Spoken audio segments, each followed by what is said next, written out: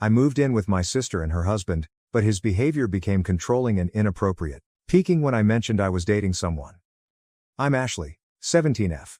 My sister Jess, 25F, and her husband Jake, 34M, have been married for 2 years. They met when she first started college and have been together ever since.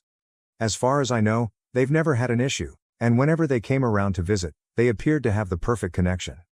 My parents never really made the best decisions in life, so my sister practically raised me herself. I'm quite grateful to her for this, and I know she had to make numerous sacrifices to be able to do so. When she was in college, I called her at least 3 times a week to check in and see how she was doing. She'd chat about school, job, and her plans. Then she'd talk about Jake. She described him so well that it raised my own expectations of love. For example, she'd tell me about all the flowers she received, the lovely dates she went on, and how he treated her so well. After living with my parents, who should have divorced a long time ago, I didn't have a clear idea of what a good partnership looked like. So I became fairly close to Jess and Jake. Growing up, my sister and I were always together. So, when Mother introduced me to Jake, it felt like I had finally found an elder brother. Jess and Jake eventually moved in together, became engaged, and are now married. My parents kicked me out because I refused to pay the rent. I work at a luxury horse ranch, and there are a few perks.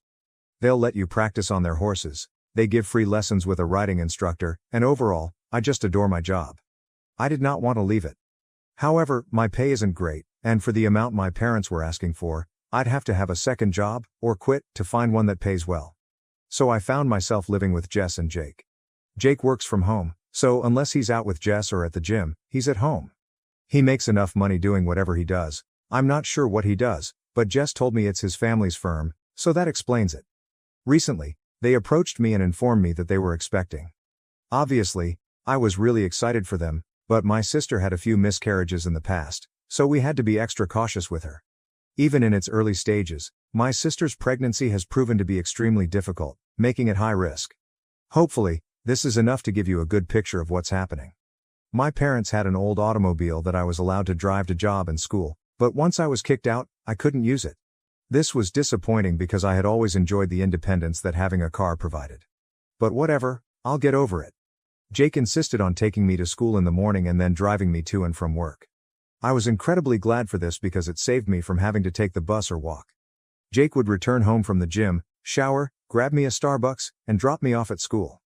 In the afternoon, he would pick me up at school and drive me to work. Jake was generally waiting outside or on his way by the conclusion of my shift. It was a huge assistance, and I was grateful that he took so much time out of his day to assist me. In the drive, we'd wind up conversing and having chats about Jess or the baby's plans. But he was often asking if I was dating or had a crush on somebody. He'd wink and say things like, "You're so stunning, it's impossible. There must be something you're hiding from me. Come on, tell me. You know I can keep a secret, so tell me." I mean, there was a guy, I will give him that, but it was too early to discuss. This resulted in my being unclear because I didn't want to lie to him. I'd basically just play coy and avoid answering any of his queries with too detailed an answer, as I didn't want to jinx myself. Finally, Alex, 19 million, the boy I was talking to, asked me out on a date. His family owned the ranch where I worked, so we spent a lot of time together while I was at work. Usually, during my shifts, he would come and assist me, or we'd go riding together. I was quite excited, and on my way home from work, I told Jake about it. He suddenly became cold. I'm not sure how else to explain it, but the familial warmth was gone. He began asking a lot of questions, very matter-of-factly, and I responded because I assumed it was just the protective older sibling thing. I figured he'd need some time to adjust. But when I informed him that Alex and I had been chatting for about a month, he freaked out and became very upset. I burst into tears as he began calling me a liar and accusing me of concealing this information from him. The fact that he literally said, "What about us?" has stuck with me ever since. That has left me completely perplexed because, what does he even mean? The worst part is that, because of how he acted, I'm overthinking everything that has happened since I moved in with them. Jake's house had a pool in the backyard, and I used to go there to swim or just lie out and tan. However, I've realized that whenever I went for a swim or tried to sunbathe, Jake would find an excuse to come and do anything outside. He'd fire up the grill, mow the lawn, or do anything else around the yard. I would have the impression that I was being observed. He even started swimming with me a few times, but I assumed he was simply trying to get in shape like me. After I came out of the pool, I'd go take a shower in the corridor. Jake and Jess have their own bathroom, which is connected to the master bedroom. After I finished my shower, I went to my room, changed, and went to bed. Jake would sometimes wait for me in the little space between the corridor and my room, even if I was only wearing a towel. He would say, "Good night," and I would respond. But now I'm wondering whether there was another motive behind it. I don't want to bring these worries up with my sister because she's been so delicate lately. This pregnancy is definitely hitting her hard, and I don't want to say anything because it could harm her or the kid. I just want to know if I'm overthinking things. More information. I didn't even contemplate the possibility that my sister would support him over mine. But after reading everything in the comments, I think I should start gathering evidence. Also, I will do my best to change the relationship between him and me without raising red flags. I'm more than prepared to inform my sister if I believe there is an urgent danger, but as I previously stated, I don't believe he is the type of guy who poses an actual concern. To be cautious, I'd rather wait till she's feeling better before trying to break the news to her. I want to be cautious since my sister could be gravely hurt, not just emotionally, but also due to pregnancy dangers. I wanted to give him the benefit of the doubt, but the way he flew off the handle was terrifying. I believe he's simply been under too much stress. My sister's pregnancy is actually high risk, so he's had to care for her far more than usual. He's probably just afraid about what will happen to her. However, even if I give him the benefit of the doubt, I should set certain boundaries. When he had that outburst, it truly worried me, and I felt unsafe. I know I'll never be able to physically overcome him, so I'm going to ask a few of my friends if they'd want to carpool with me. I will also contact Alex to see if he can give me a lift to and from work. Worst case scenario, I'll locate a job I can walk to. In the meantime, I'll absolutely strive to highlight my brotherly relationship with him. I'm going to be friendly since I don't feel compelled to be nasty or create an aggressive environment. Aside from that, I'll take steps to see if I can improve my circumstances. Is my sister's spouse acting strangely, or am I overthinking? First and foremost, I'd like to thank everyone who left a comment on my last post with suggestions. After reading all of the comments last night, I recognize that I am no longer secure in this environment and will make changes starting today. As much as I admire and love Jake, I don't believe the danger is worthwhile.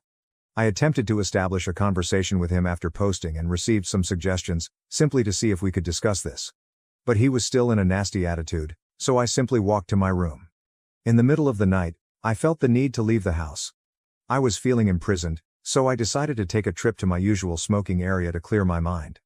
I wasn't even there for 15 minutes before Jake texted me, "Where are you?" Then my phone started blowing up. He kept calling. I'm not sure how to convey my fear. I just wanted to be left alone. I eventually took up the phone, which resulted in a storm of insults. Apparently, I am a effing princess who always gets her way, and deserve to be treated like the expletive I am. Then he told me to provide him my location, which was definitely not going to happen. I encouraged him to take a pause and reflect on what he had just said to me. After that, I contacted Alex, who happily answered, and I told everything to him. I'm not sure how much he comprehended at first, given that I was practically shaking and crying so hard. However, he ended up going over to my location and asking a few more questions about the scenario while attempting to calm me down. I was finally able to relax and tell him everything again, this time with a clearer mind. Throughout this, my phone was constantly ringing. Assuming it was Jake, I just let the calls continue. Eventually, I realized it was my sister's phone calling me. Despite the fact that I knew Jake may be on the other end, I answered the phone. Jake was the one who hurled another barrage of invective at me, loud enough for Alex to hear. Alex took the phone from my hand, ordered Jake to shut the fussing up, and that I was safe, and then hung up. After that, Alex assured me that everything would be fine and that I need not worry. He ended up taking me all the way to the ranch and informing his folks about what had transpired and my new circumstances. I'm grateful that they decided to take me in and let me stay in one of their spare rooms in exchange for a little additional work on the farm. After that, I cuddled with Alex and attempted to fall asleep. I ended up not going to school today since I needed to relax. However, after Jake's reaction and the comments I'd been reading entered my mind, I became quite concerned about my sister. I ended up contacting her and happily she answered. It was clear she had been crying. She inquired if I was safe and okay. Jess told me that the night before, she awoke to Jake yelling, which shocked her. She claimed to be still sleeping. She ended up hearing him return to their room and grab her phone off the charger. After that, she heard him ranting again and the front door slamming. Jake had apparently gone out to seek for me, carrying my sister's phone with him. She stated she had no idea what to do and was afraid he might actually hurt me. After approximately an hour, Jake returned home. He was clearly still in a terrible mood, because when she questioned where he had been and what had happened, he blew up at her for questioning him. She said she'd never seen him so angry before. He was literally destroying stuff. After a few minutes, he returned to his car and drove away, but fortunately, he left her phone on the counter. She checked the phone logs and saw every call he had made to me. While Jake was gone, she called a friend to pick her up and then tried to contact me. I was sleeping at the time, but she told me she was afraid Jake had discovered me. She apologized for not being able to protect me and for failing to notice what was happening. Jess wondered why I hadn't told her about Jake's actions. I emphasized that I did not want to worry her out about the pregnancy. We both ended up crying for a long time. Apparently, my parents are allowing her to return home rent-free since they want to help raise their grandchild. If this had been an option in the beginning, none of this would have occurred, but I digress. My sister and I ended up going out to dinner, and I showed her my post. We cried again.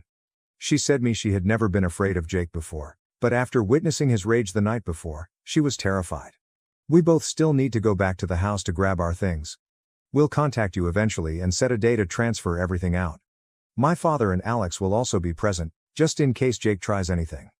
According to my sister, Jake has tried to reach out and apologize numerous times, claiming that he was only concerned about my safety and that I shouldn't be out at night. He didn't realize she could hear exactly what he was yelling at me, so she knows he's lying. Jess informed Jake that she would be filing for divorce, and then hung up. I love my sister and wish her the best in life.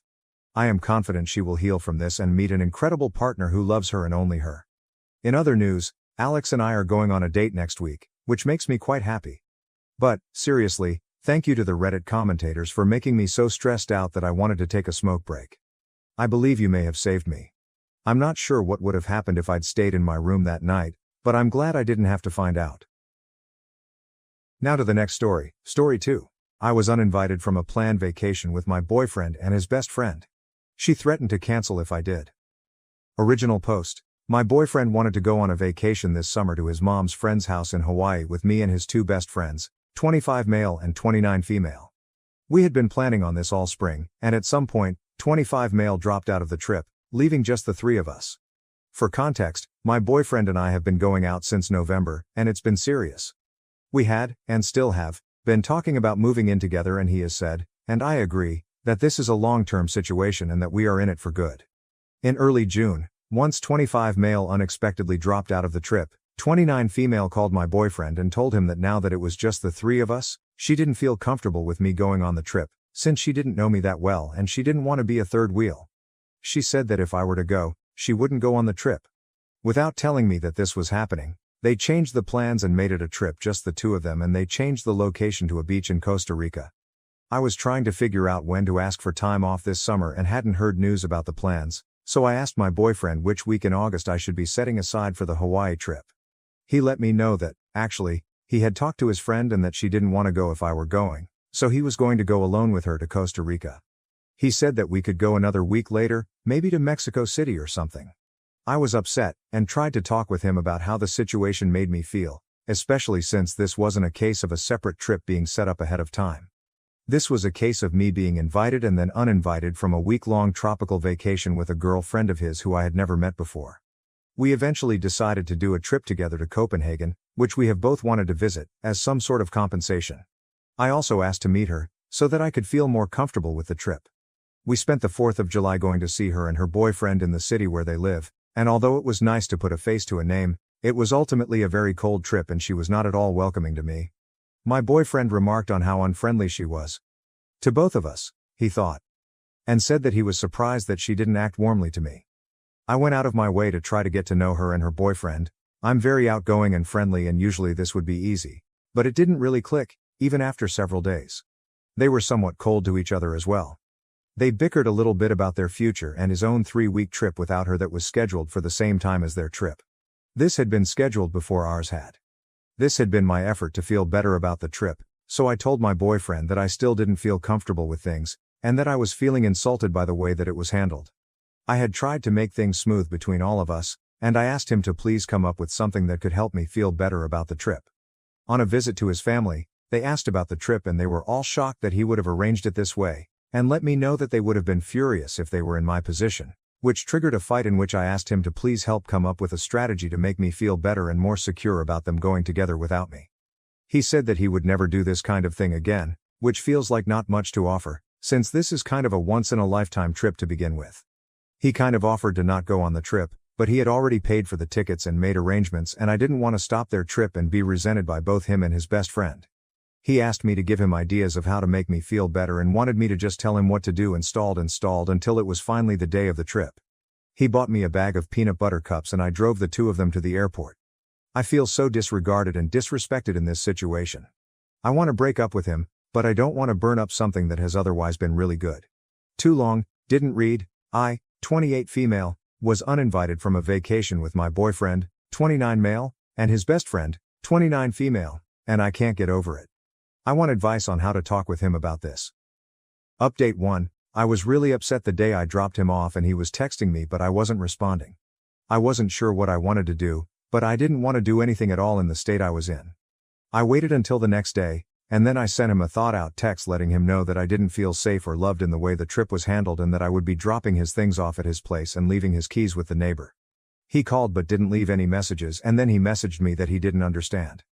The rest of the week, he called and messaged me, but I couldn't bring myself to pick up or text back.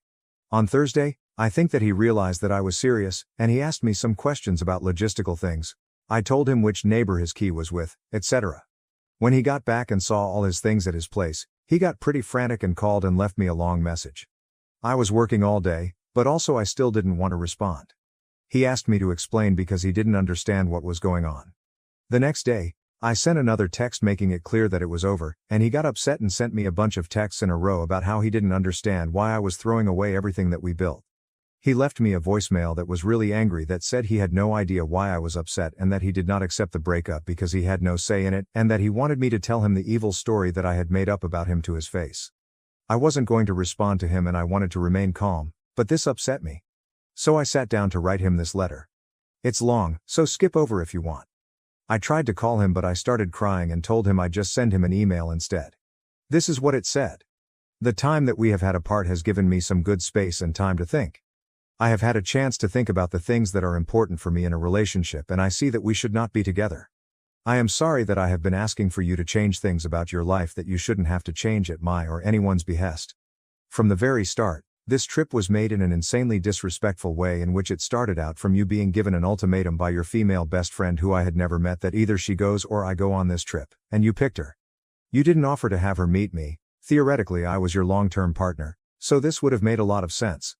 You didn't encourage her to find someone else to come, and you didn't consult me at all.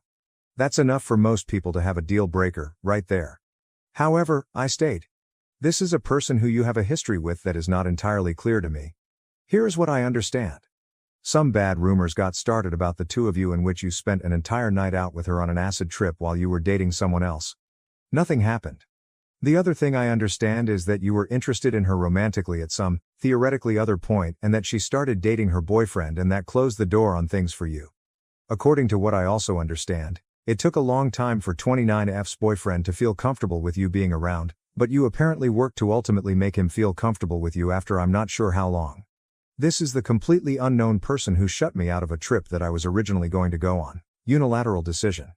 You did not tell me this was happening until I asked when the trip to Hawaii would be. You purchased tickets in another very disrespectful situation in which I have cooked dinner and have guests present, and you choose to go into my room for well over an hour to select tickets with her, and in which I repeatedly ask you to please come to dinner because you say it will just be a few more minutes each time.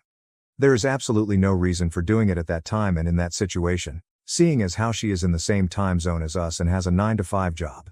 This makes me feel sick to my stomach.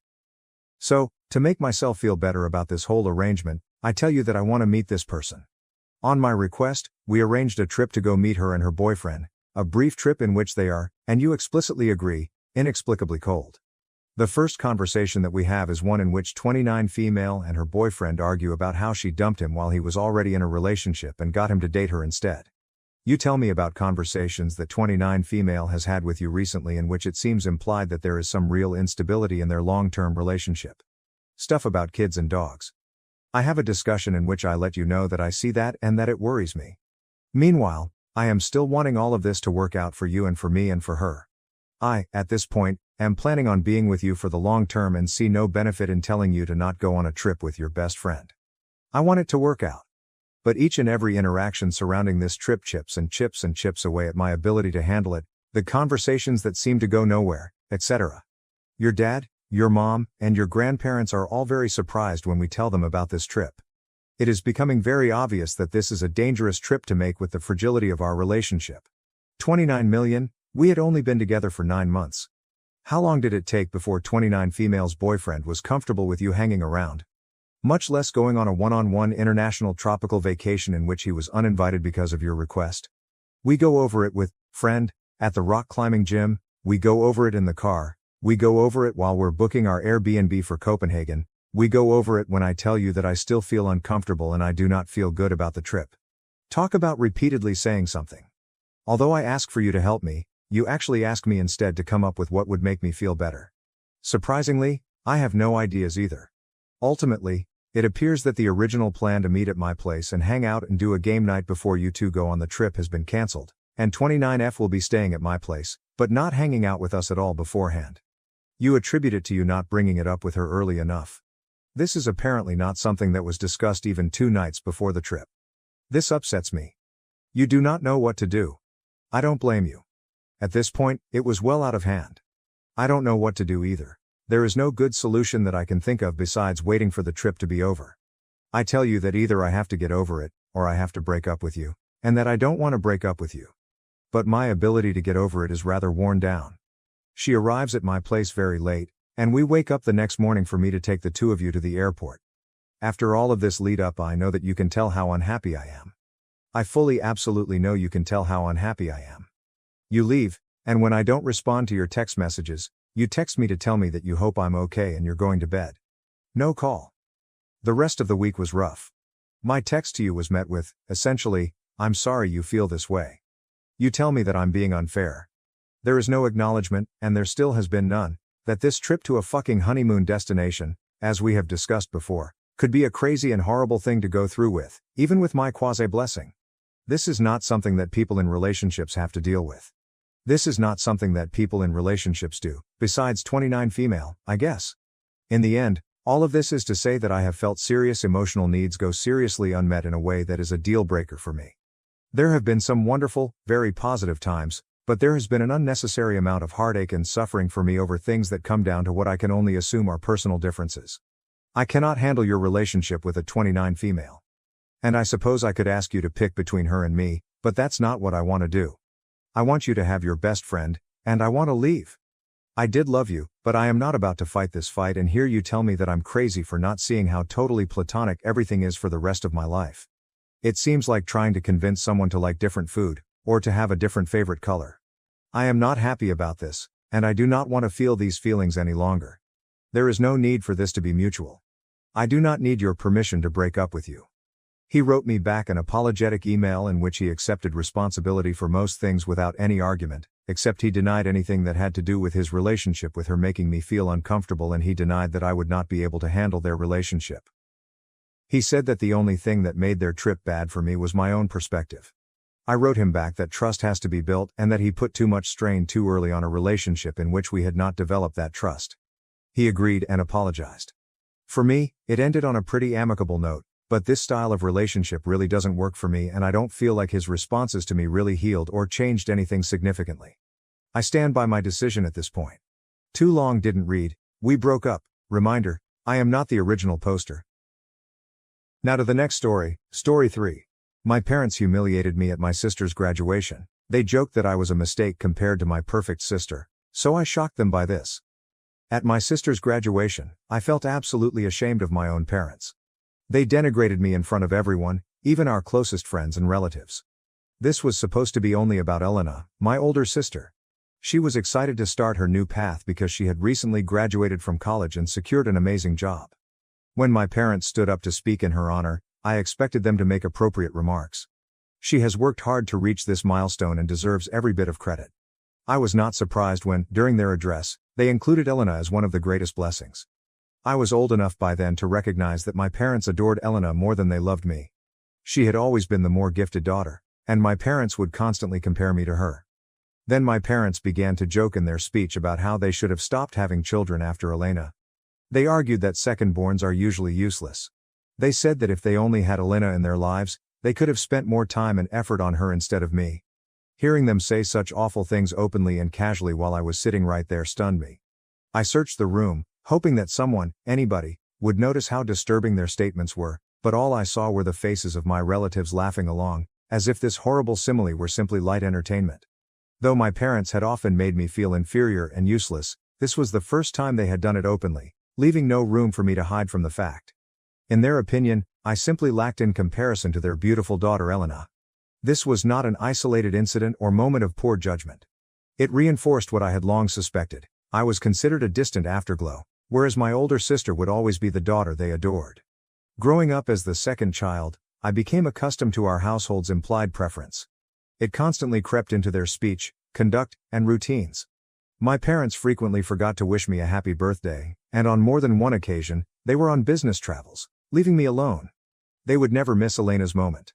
Every year, without fail, both of my parents would be there, planning a spectacular event and ensuring Mom felt honored. Seeing how they showered her with love on her special day taught me early on to manage my expectations and accept that my birthday was not that important to them. As an opinionated youngster, my parents regularly informed me that I was disruptive or unpleasant just because of who I was. I was labeled problematic because I did not fit the quiet, restrained mold they appeared to like, and I was punished for something as simple as being too chatty or honest in expressing my interests. Elena's calm temperament and introverted tendencies, on the other hand, were constantly lauded. In our family, she was regarded as the ideal daughter, as she was mature and polite. She was thus the one who was displayed and paraded in front of everyone. Over the years, I was the one who received the most criticism. I tried for a while to suit the picture my parents seemed to want. I put in the effort, believing that if I acted better, accomplished more, or followed their plan, they would eventually see me differently. But as I grew older, it became clear that I couldn't simply shape myself into Elena's clone. We were two separate people. I tried so hard, but I couldn't be her. I eventually gave up and attempted to adjust to their constant adulation of her. The way they would brag about her accomplishments to anybody who would listen while dismissing everything I had ever done still hurt terribly. All of those occurrences, as devastating as they were, had at least remained within our household. I was amazed at how casually they exposed everything at the graduation ceremony. All of those incidents, as traumatic as they were, had at least remained within the family. I was astonished by how casually my parents disgraced me during their speech at Elena's graduation. My parents had never embarrassed me in front of others, so they had never shown the rest of the extended family how little respect they had for me.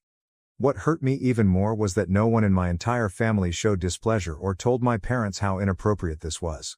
Nobody even glanced sympathetically at me after my parents cracked those jokes at my expense. My parents continued to laud Elena, and their tones conveyed a sense of pride that I had never seen directed at me.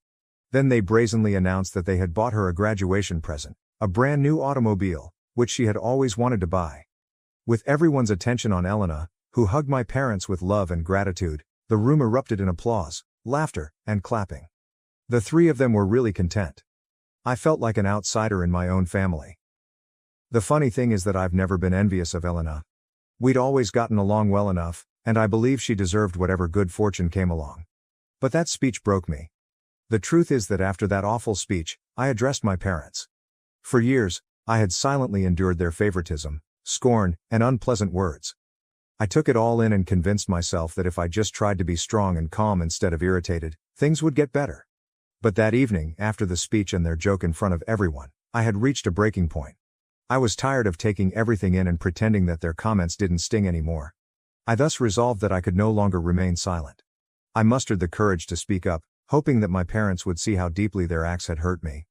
I wanted them to at least show that they cared enough to listen to me. I wanted them to recognize the misery they had caused over the years and accept the embarrassment I felt at the moment. If I told them how I felt, I figured they'd regret what they said, or at least feel awful about making me appear so little. When I eventually confronted them, I received a cold, scornful response. They paid little attention to my words. Rather than offering sorrow or an apology, they told me I was exaggerating, as if years of being ignored and denigrated could be so easily dismissed. They acted as if I had no right to be furious with them, or as if my feelings did not matter. My father went so far as to remark that he had nothing to be proud of when it came to me, and that I should not hold it against them if they were disappointed with who I was. I recall how casually he stated it, as if my presence did not matter to him. My mother, on the other hand, told me to stop overreacting and pointed out that I was being overly needy by being upset over something so insignificant.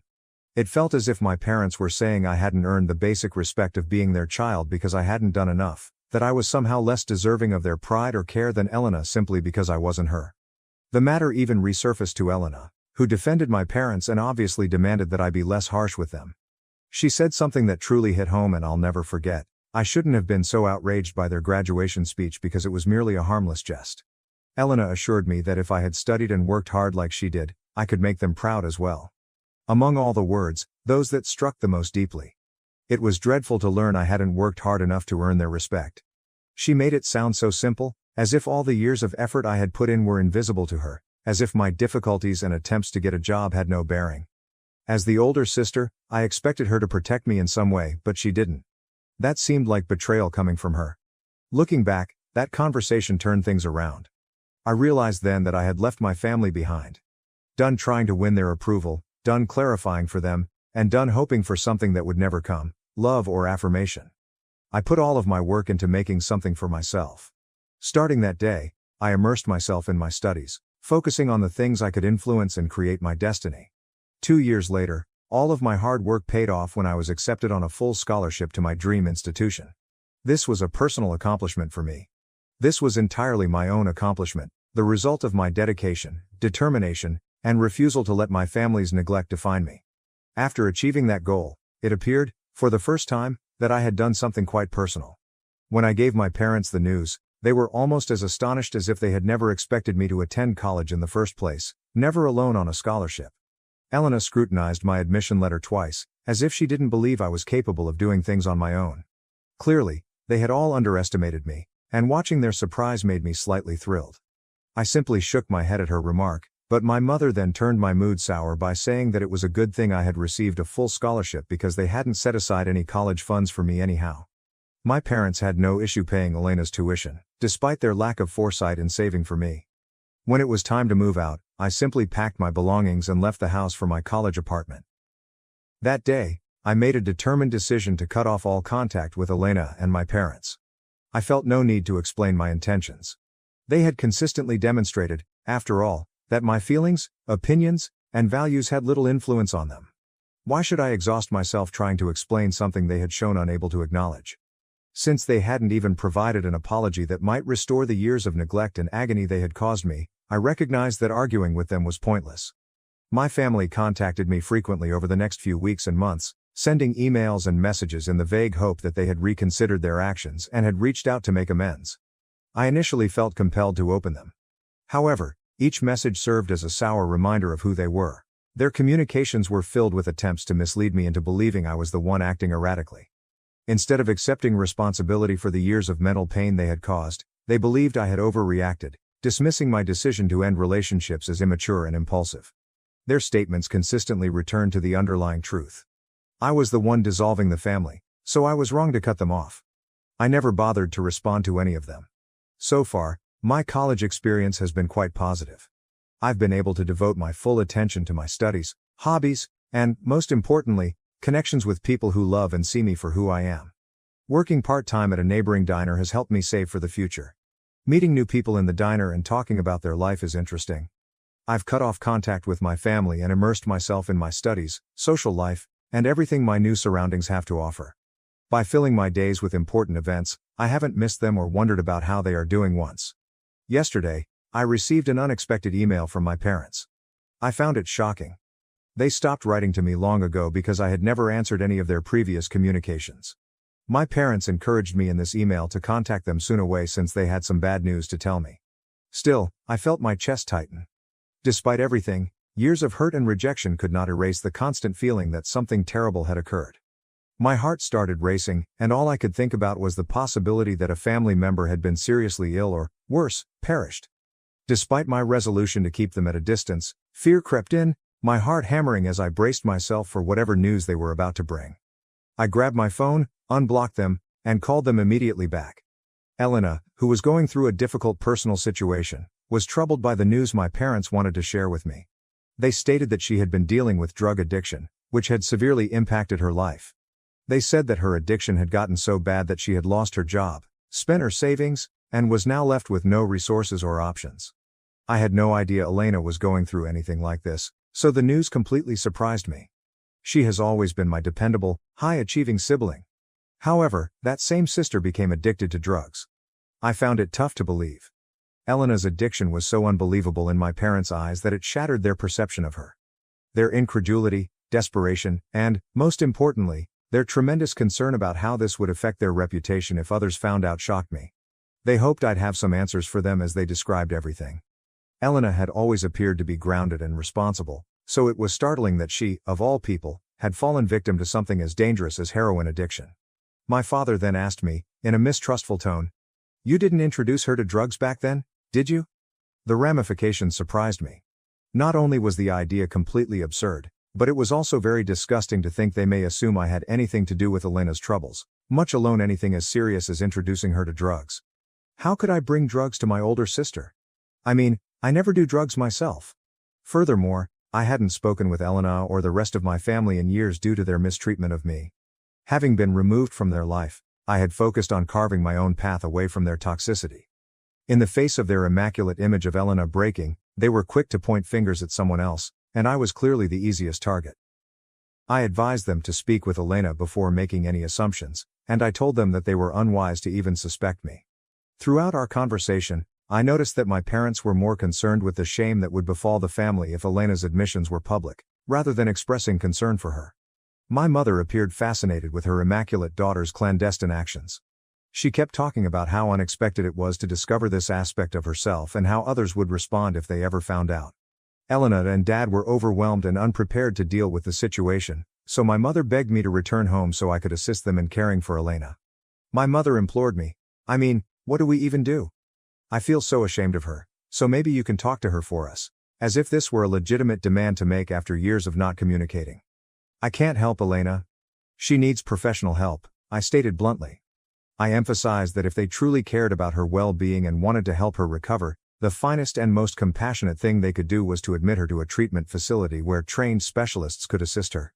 But my father immediately rejected the idea of sending her to rehab, nearly trembling at the thought of their family's good name being tarnished by her admission to a treatment center. He was obsessed with the possibility of their reputation being harmed by sending her to such a location. He claimed it would only assist to damage their reputation. The thought of people knowing that their only accomplished daughter had a sickness as serious as heroin addiction horrified him. My father chided me for even considering this option, as if openly admitting her addiction was more shameful, and as if constant surveillance would magically fix the problem. Dad insisted that I return home, and that the three of us work together to care for Elena, putting her under constant observation to prevent a relapse. He kept saying how much they wanted Elena to feel better and get back to her normal life as soon as possible. Their perspective was that everything would return to normal as long as no one else knew. They wanted me to take part in a charade, pretending everything was okay while keeping her issues hidden from everyone else. I got outraged and incredulous as I listened. Why were my parents so concerned with what others thought about them and their reputation? Here was an opportunity for my parents to truly stand up, to demonstrate that they could prioritize their daughter's needs over appearances and transform her life. My sister was plainly suffering from something serious, yet they still struggled to do the proper thing. These people had not altered all that much, obviously. On top of that, they were now attempting to entice me back in, urging me to maintain this family front by assisting them in caring for the sister they frequently likened me to. I claimed I needed some time to think about things. I can't just walk away. After all, I have classes and a job to consider. My parents insisted that I take at least 2 or 3 weeks off to help them because they really needed me right now. About everything, I'm torn. Part of me wants to see what I can do for Elena to make sure she's okay. Another side of me is selfish, allowing my parents to manage their golden child fully on their own. I'm not sure I can be of much help because they are more concerned with saving face than with addressing the root of the problem. Even today, I wonder if I should refuse to return home and care for my drug-addicted sister. Update 1. This story didn't appear like it was going to explode. It is taking some time to look through the hundreds of comments I have received. I wanted to clear up a few things. I don't hate Elena. Actually, I want to help her and genuinely care about her. However, because I have not spoken with my family in 3 years, I have experienced a level of serenity and stability that I did not have previously. I am concerned that reconnecting with Elena may allow my parents to re-enter my life as well. I honestly do not know for sure. If you're wondering, Elena could have been fighting with heroin addiction for years, possibly even before my parents discovered it. Clearly, Elena, the golden child, was praised and kept as the ideal daughter, frequently under intense pressure to maintain that image. This form of pedestal minimizes susceptibility and failure. Any failure, no matter how little, could have been devastating. If Elena believed her worth was solely determined by her accomplishments and how others perceived her, drugs could have developed over time as a coping mechanism for escaping the weight of those expectations or the fear of disappointing our parents. I become even more depressed when I think about my sister, who may have been suffering silently all along without my knowledge. She should have felt comfortable being honest with me earlier, before things got to this point. I would have wanted to be there for her, to help her get through it. It just makes me feel powerless. If only I had known about this significant part of her life and could have helped her. My parents expected the best of me and my sister from an early age because they are both high achievers. Personally, I need some time to analyze everything. I will notify you if anything further develops. Update 2. After considerable internal thought and encouragement from some of the comments I read, I decided to contact Elena. She is my sister, despite everything. As a result, I believed it was critical to hear from her directly rather than basing my decisions on my parents' interpretations of events. First, I texted her a short note asking if she wanted to chat. She responded some hours later, but only agreed to a phone call. When I finally spoke with her, the voice on the other end of the telephone seemed like a shadow of the sister I knew. Elena's tone was obviously weighted, softer, and more careful. She slowly revealed what she was going through. Elena stated that she had fought with addiction for several years. It began shortly after college, when she began working for her law business. She struggled to maintain that status at work by continually working harder than others to impress her supervisor in the hopes of receiving more credit or a promotion. She began to feel burned out after being the perfect, highly talented daughter for so long. Elena felt she couldn't stop, slow down, or get treatment because she had to live up to the expectations everyone had for her. When stress got unbearable, a friend recommended using recreational drugs to unwind. Before she knew it, what began as intermittent use had become into reliance. Elena also stated that she felt imprisoned for the longest time. She couldn't tell her parents she was struggling since she knew how they would react. She felt alone due to their obsessive attention to appearances and denial of anything that contradicted their narrative. She maintained the facade, acting as if everything was fine, even as she began to lose control. She couldn't hide the fact any longer, so she spiraled, lost her job, and depleted her savings. She wondered whether I was criticizing her as harshly as she was analyzing herself, and she expressed her embarrassment for even discussing this with me. It hurt my heart to hear her story. I'd never realized that the platform our parents had set her on was a prison rather than a privilege. She had been bearing the suffocating weight of being their golden child, whereas I had been dealing with the pain of being overlooked. Our parents' focus on control and favoritism had harmed each of us in different ways. There was no way I would have judged her. As a result, I expressed my regret that she had not communicated her feelings with me. My only regret is that I was not with her. Thank you for watching. If you haven't subscribed yet, please do so and hit the notification bell to stay updated with more shocking real-life stories happening around you. Now, on to the next story, Story 4. My rich mother-in-law, Karen, has treated me like a maid for many years. Now, I have stopped tolerating and prepared a perfect plan for revenge on her. Alex's words cut through the clatter of dishes like a keen scalpel. Alara, bring me some tea now. I halted, my hands dipped in soapy water. Hold on, I'm doing the dishes. What? His tone was incredulous and impatient. Stop that, and bring me the tea right away. Can't you obey simple commands? But, I began, only to be interrupted. What a useless wife you are. Make me some sweet coffee, said another voice. Mrs. Whitmore, my mother-in-law, spoke from the living room. She sat there, munching a slice of cake she had grabbed from the fridge, her eyes gleaming with malice. I sighed and looked at the stack of dishes. There are so many. Leave them for later. Just do what we say, useless wife, Alex's voice hissed, each syllable hurting. I was Alara, a 28-year-old working mother whose life felt more like a jail than a home. Married at 23, I had hoped for love and friendship, but instead found myself in the hands of Alex and his domineering mother. Our 4-year-old son was the only bright spot in an otherwise dark existence. We lived in Alex's parents' house, a decision foisted on me under the premise of caring for Mrs. Whitmore after my father-in-law died. Initially, I sympathized with her alleged anguish, but it quickly became evident that I was nothing more than a part in her cruel game of home oppression. Cooking, cleaning, and working just weren't enough. My attempts were treated with derision, and my meals were either left untouched or sharply ridiculed. The stir-fry is so half-hearted, Mrs. Whitmore would remark. Cook it properly from scratch. I'm busy and can only do simple things, I'd say, trying to maintain a calm voice. That's why I hate backtalk from my daughter-in-law, she quipped. Cook from scratch. Why don't you cook? You are a good cook, correct?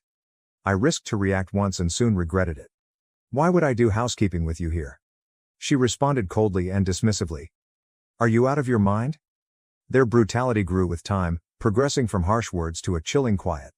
They began to entirely disregard me, as if I were a ghost in my own home. My presence, which was previously underestimated, now appeared completely invisible. 5 years passed in this suffocating environment. Alex and I turned 35 and 33 respectively. Our son developed, but the unpleasant atmosphere in the house remained constant. My mother-in-law, now 63, appeared to thrive on my suffering. One evening, as I trudged home from work, a heavy revelation hit me. They saw my existence as meaningless. I was a shadow, unnoticed and unheard. The only voice that acknowledged me was my son's. The idea of losing even that minor recognition was agonizing. When I returned home, I started cooking right away, hoping to lift my spirits. I made mapo tofu, fried chicken, and a stir-fry with bell peppers and pork, attempting to bring some regularity to our dinner. Bring me the mayo, Alex said unexpectedly, breaking his long silence. Sure, here you are, I said, handing him the mayonnaise. His first words to me in ages were not thanks or discussion, but rather a command. It was the last straw, the limit of my patience and tolerance. Mrs. Whitmore demanded, clean the toilet? What? Now? I was shocked. Yes, now, she demanded, her voice full of hate. I snapped back, unable to suppress my annoyance. Don't say such a thing while we're eating. It's nasty, just like your heart, she said. Our dispute immediately escalated, with Alex interjecting and demanding that I apologize to his mother. But I refused, standing firm for the first time in years. The conflict reached its climax, and a conclusion formed within me. I needed to get out of this toxic environment, not just for myself, but also for my baby. I returned to my room, my determination stiffening.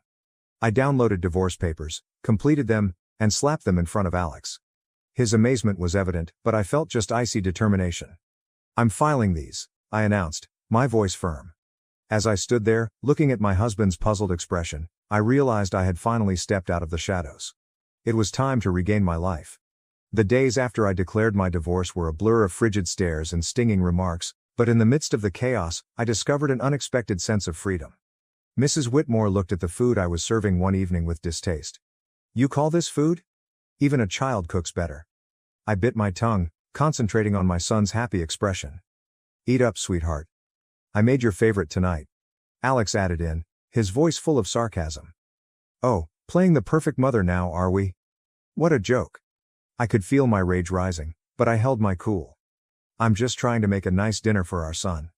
Mrs. Whitmore snorted. Don't act high and mighty, you're just a burden in this house. The tension around the table was apparent. Alex's attempts to insult me grew more intense. So, Alara, have you thought about how you'll survive after the divorce? You can barely keep a house, let alone your own life. I stared him directly in the eyes. I have been supporting this family for years. I'm not worried about taking care of myself and our son. His smirk faded somewhat, and a spark of concern appeared on his face. Mrs. Whitmore was quick to intercede. Don't be absurd. You need us more than we need you. The talk drifted to finances, which they typically avoided. You do realize that without my salary, this household would crumble, I said to myself rather than to them. Mrs. Whitmore sneered. We'd manage, we don't need your pity money. But Alex's silence spoke volumes. He understood the truth. They would be in serious financial trouble if I did not provide a living. Their behavior deteriorated during the next few days. Mrs. Whitmore alternated between trying to sweet-talk me into staying and shouting insults when I refused. Alex, on the other hand, appeared confused, his arrogance eroding as the reality of his financial dependency became clear. One afternoon, I overheard a talk between them that chilled me to the core. She can't just leave us like this, Alex growled. We need her money. Mrs. Whitmore's response was chilly and calculating. Do not worry. I have a plan. We'll make her life so unpleasant that she won't want to leave. Hearing their genuine objectives exposed was a revelation. They did not care about me or our son. It was all about power and wealth. That night, as I lay in bed, an idea began to emerge in my head. If they wanted a fight, I'd give them one. But it would not be fought with words or trivial disputes. I'd strike them where it hurts the most. their pride and their pocketbook. The following morning, I began putting my plan into action. I contacted a lawyer, a bright, no-nonsense woman who was highly recommended. I want a divorce, and I want to make sure they don't get a penny more than they deserve, I informed the woman. She nodded, her eyes bright with determination. We'll make sure of it. You've been the only breadwinner, correct? We'll make use of that. My resolve got stronger with each passing day. I began documenting everything: insults, financial manipulation, and even little grievances. It was time to turn the tables. It was time to accept the repercussions of their deeds. As I prepared my case, I felt a sense of empowerment. For the first time in years, I felt like I had power over my own fate. The shades of scorn were slowly lifting, revealing a new dawn. As the divorce proceedings began, the mood in the house became more caustic. Yet, with each passing day, my panic faded, replaced by a steely resolve. Mrs. Whitmore decided to try a new strategy one evening.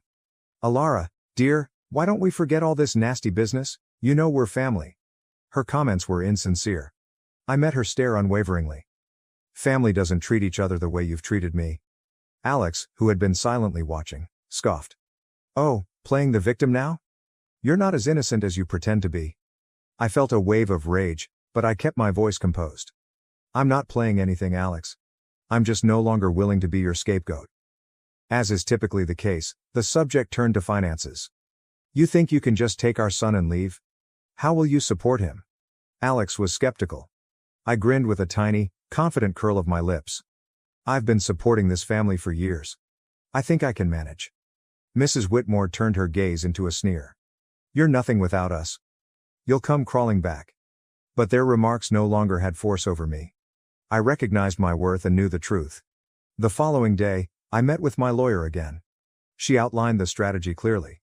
"We'll expose their financial dependency on you. It will play a crucial role in the custody battle and the division of assets." I nodded, feeling vindicated. The law was on my side, and I was prepared to fight back. At home, the tension had reached a boiling point. Mrs. Whitmore's attempts to discredit me got increasingly desperate. "You think you're so smart," she sneered one evening. "But you're just a cold-hearted woman abandoning your family." I stared her directly in the eyes. I'm a woman who's finally standing up for herself." Alex leapt in, his voice full of fury. "You'll regret this. You can't survive without me." However, his threats fell on deaf ears. I was done being intimidated. As the days passed, my preparations for the court battle became more intense. I obtained financial accounts, documented their harsh remarks, and gathered evidence of their negligence. One afternoon, as I was arranging my documents, my kid approached me. "Mom, are we going to be okay?" His voice was soft and hesitant. I drew him into an embrace, feeling a flash of protectiveness. "Yes, sweetheart. We're going to be just fine. We're leaving this place, and we're going to start a new, happy life, just you and me." His arms tightened around me, and I knew I'd made the correct decision. I was fighting not just for myself, but also for my son's future. The court hearing date approached, bringing with it the prospect of impending freedom. I was prepared to confront Alex and Mrs. Whitmore and put an end to their tyranny and emotional abuse. I was ready to take back my life and give my son the peace and happiness he deserved. It was time for justice, and I was determined to see it delivered. The court hearing day arrived, and I was filled with both dread and determination. I felt a sense of surrealism when I sat across from Alex and Mrs. Whitmore in court. This was the moment when everything changed. The proceedings started with frigid formality. Alex's lawyer portrayed him as a dedicated spouse and parent battling under unjust accusations. Mrs. Whitmore played the sorrowful mother-in-law who had been wronged by her ungrateful daughter-in-law. However, their performance was apparent, and their lies were flimsy. When my turn came, I spoke clearly and steadily. "I've been the only provider for this family for years. My husband's unemployment and his mother's manipulative behavior have been continual sources of stress." Alex intervened, his voice tinged with faint hurt. "Alara, how can you say such things? I've always backed you." I turned to him, my stare steadfast. "Alex, support is more than words. It's about deeds, and your actions have only demonstrated selfishness and harshness." The judge listened closely as I presented my evidence, which included financial accounts, audio recordings of their verbal abuse, and testimony from neighbors who witnessed their behavior. The fact was undeniable. As the evidence accumulated, Alex's facade began to collapse. Mrs. Whitmore's poise shattered, and her innocence slipped away. The courtroom was quiet, the air thick with anxiety. Then came the realization that sealed their doom. My lawyer submitted photos and documentation confirming Alex's adultery and Mrs. Whitmore's clandestine affair with Mr. Harwood, a wealthy neighbor. Murmurs broke out in the courtroom as the photographs of them in compromising postures were shown. Their lie was exposed for all to see. Alex's face became ashen, his eyes wide with surprise. Mrs. Whitmore's face twisted into rage, and her hands trembled. You compromised our privacy?" she yelled, her voice shrill. I glanced at her, my voice steady yet forceful. I revealed the truth, which you both had been hiding for far too long. The court shouted for order, but the harm was already done. Their credibility was shattered, and their lies were revealed in the bright light of the courtroom. As the session concluded, the judge's conclusion was apparent. I was given full custody of our son, and a fair distribution of assets was ordered. Alex and Mrs. Whitmore were left with just their destroyed reputations. Walking out of the courtroom, I felt a weight lifted from my shoulders. The years of deception and emotional assault had finally ended. I had confronted my oppressors and emerged victorious. But the finest moment was when my son raced into my arms outside the courthouse, his face beaming with relief and joy. "We did it, Mom," he exclaimed, his voice full of delight. "Yes, we did," I said, holding him close. "We're free now. This is only the beginning for us." As we walked away hand in hand, I realized this was more than simply a personal win. It was a victory for everybody who has ever been made to feel little, helpless, or unworthy. It represented a victory for truth and justice. It was the beginning of a new chapter, one full of optimism and the promise of a better future. The court verdict had an immediate and chaotic impact. The story of Alex and Mrs. Whitmore's deception spread like wildfire, ruining their reputations in our little neighborhood. They could no longer hide behind their facade of respectability. In the days following the verdict, I concentrated on rebuilding my life with my kid, but I couldn't deny the gratification of knowing Alex and Mrs. Whitmore were facing the repercussions of their decisions. One evening, as I was making dinner, I had an unexpected visitor. Mrs. Harwood, Mr. Harwood's wife, appeared, her eyes crimson from unshed tears. "Alara, I've heard about everything. I can't believe what Sylvia, Mrs. Whitmore did," she exclaimed, her voice breaking. I invited her in and offered a cup of tea. As we sat at the kitchen table, she expressed her sadness. I trusted her as a neighbor and friend. And to think she was having an affair with my husband. Her voice trembled, so I listened and offered words of comfort. Mrs. Whitmore's actions had clearly caused far more damage than she had planned. The next day, I saw Alex in town. He was a shell of his former self, his arrogance replaced with a defeated expression. "Alara, please. Can we speak?" he asked, his voice barely above a whisper. I paused, facing him. "What's there to talk about, Alex?" He fidgeted, unwilling to meet my gaze. I apologize for everything. I didn't understand how much I relied on you and your strength." His apologies, however late, reflected the shift in power. He had lost everything, his dignity, his home, and his family, and in that loss, he had finally admitted his own flaws. Mrs. Whitmore, however, received the greatest criticism. Her affair with Mr. Harwood had not only wrecked her reputation but also resulted in legal problems. Mrs. Harwood sought a divorce and sued her for alienation of affection. I learned of Mrs. Whitmore's dilemma from neighbors. Whispers and tales depicted a lady undone by her own acts. She had become an outsider, rejected by individuals she had previously considered friends. I saw her at the grocery store one day, hurrying through the aisles with downcast eyes. Our paths touched, and for a brief moment, our eyes met. The sight of hatred and defeat in her eyes was undeniable. "You did this to me," she said under her breath as she walked by. I watched Sylvia leave, her figure slowly fading as she hurried away, her eyes filled with resentment. I felt a strange mix of pity for her and vindication for myself. "No, Sylvia," I whispered under my breath. "You did this to yourself." The tides of justice had finally shifted. Everything they had done to me, all the lies, the manipulation, the emotional torment, had come full circle. The consequences of their actions were now irreversible. I could see them struggling, living in the aftermath of the deceit they had carefully cultivated over the years. Their false facade had shattered, and now they were forced to face the reality of what they had become. As I watched them suffer through the consequences of their own making, I felt a sense of calm satisfaction. But it wasn't just about them getting what they deserved. The real reward was in the freedom I had gained. The best form of retribution, I realized, was not in revenge, but in living a life full of peace and strength, free from the toxicity and harmful influence they had cast upon me for so long. My focus shifted back to what truly mattered: the future I was building with my son. We were free now, free from the prison they had trapped me in for all those years. I had broken free, and now, I was living the life I had always dreamed of. This wasn't just a story of revenge or victory. It was a story of liberation. It was a powerful testament to my strength and resilience. I had taken control of my destiny, broken the chains of abuse, and freed myself from the tyranny of their manipulation. As I looked ahead, I knew that the future was bright, and the best was yet to come. I was no longer a prisoner to their cruelty. I was free, and the world was mine to conquer. Thank you for watching. If you haven't subscribed yet, please do so and hit the notification bell to stay updated with more shocking real-life stories happening around you. Now to the next story 5. I paid for my parents to go on a luxury trip, but they chose to take my sister instead. After they left, I canceled all the reservations. I treated my parents to a lavish one-week trip to Europe with me. When I picked them up to take them to the airport, they informed me that they had elected to travel with my jobless sister instead of me.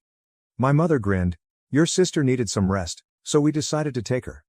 I did not say anything. When they arrived in Europe, they were treated to a great surprise. "You're late," my mother exclaimed, stepping out onto the porch and lugging her bag behind her. I glanced at the clock on my dashboard.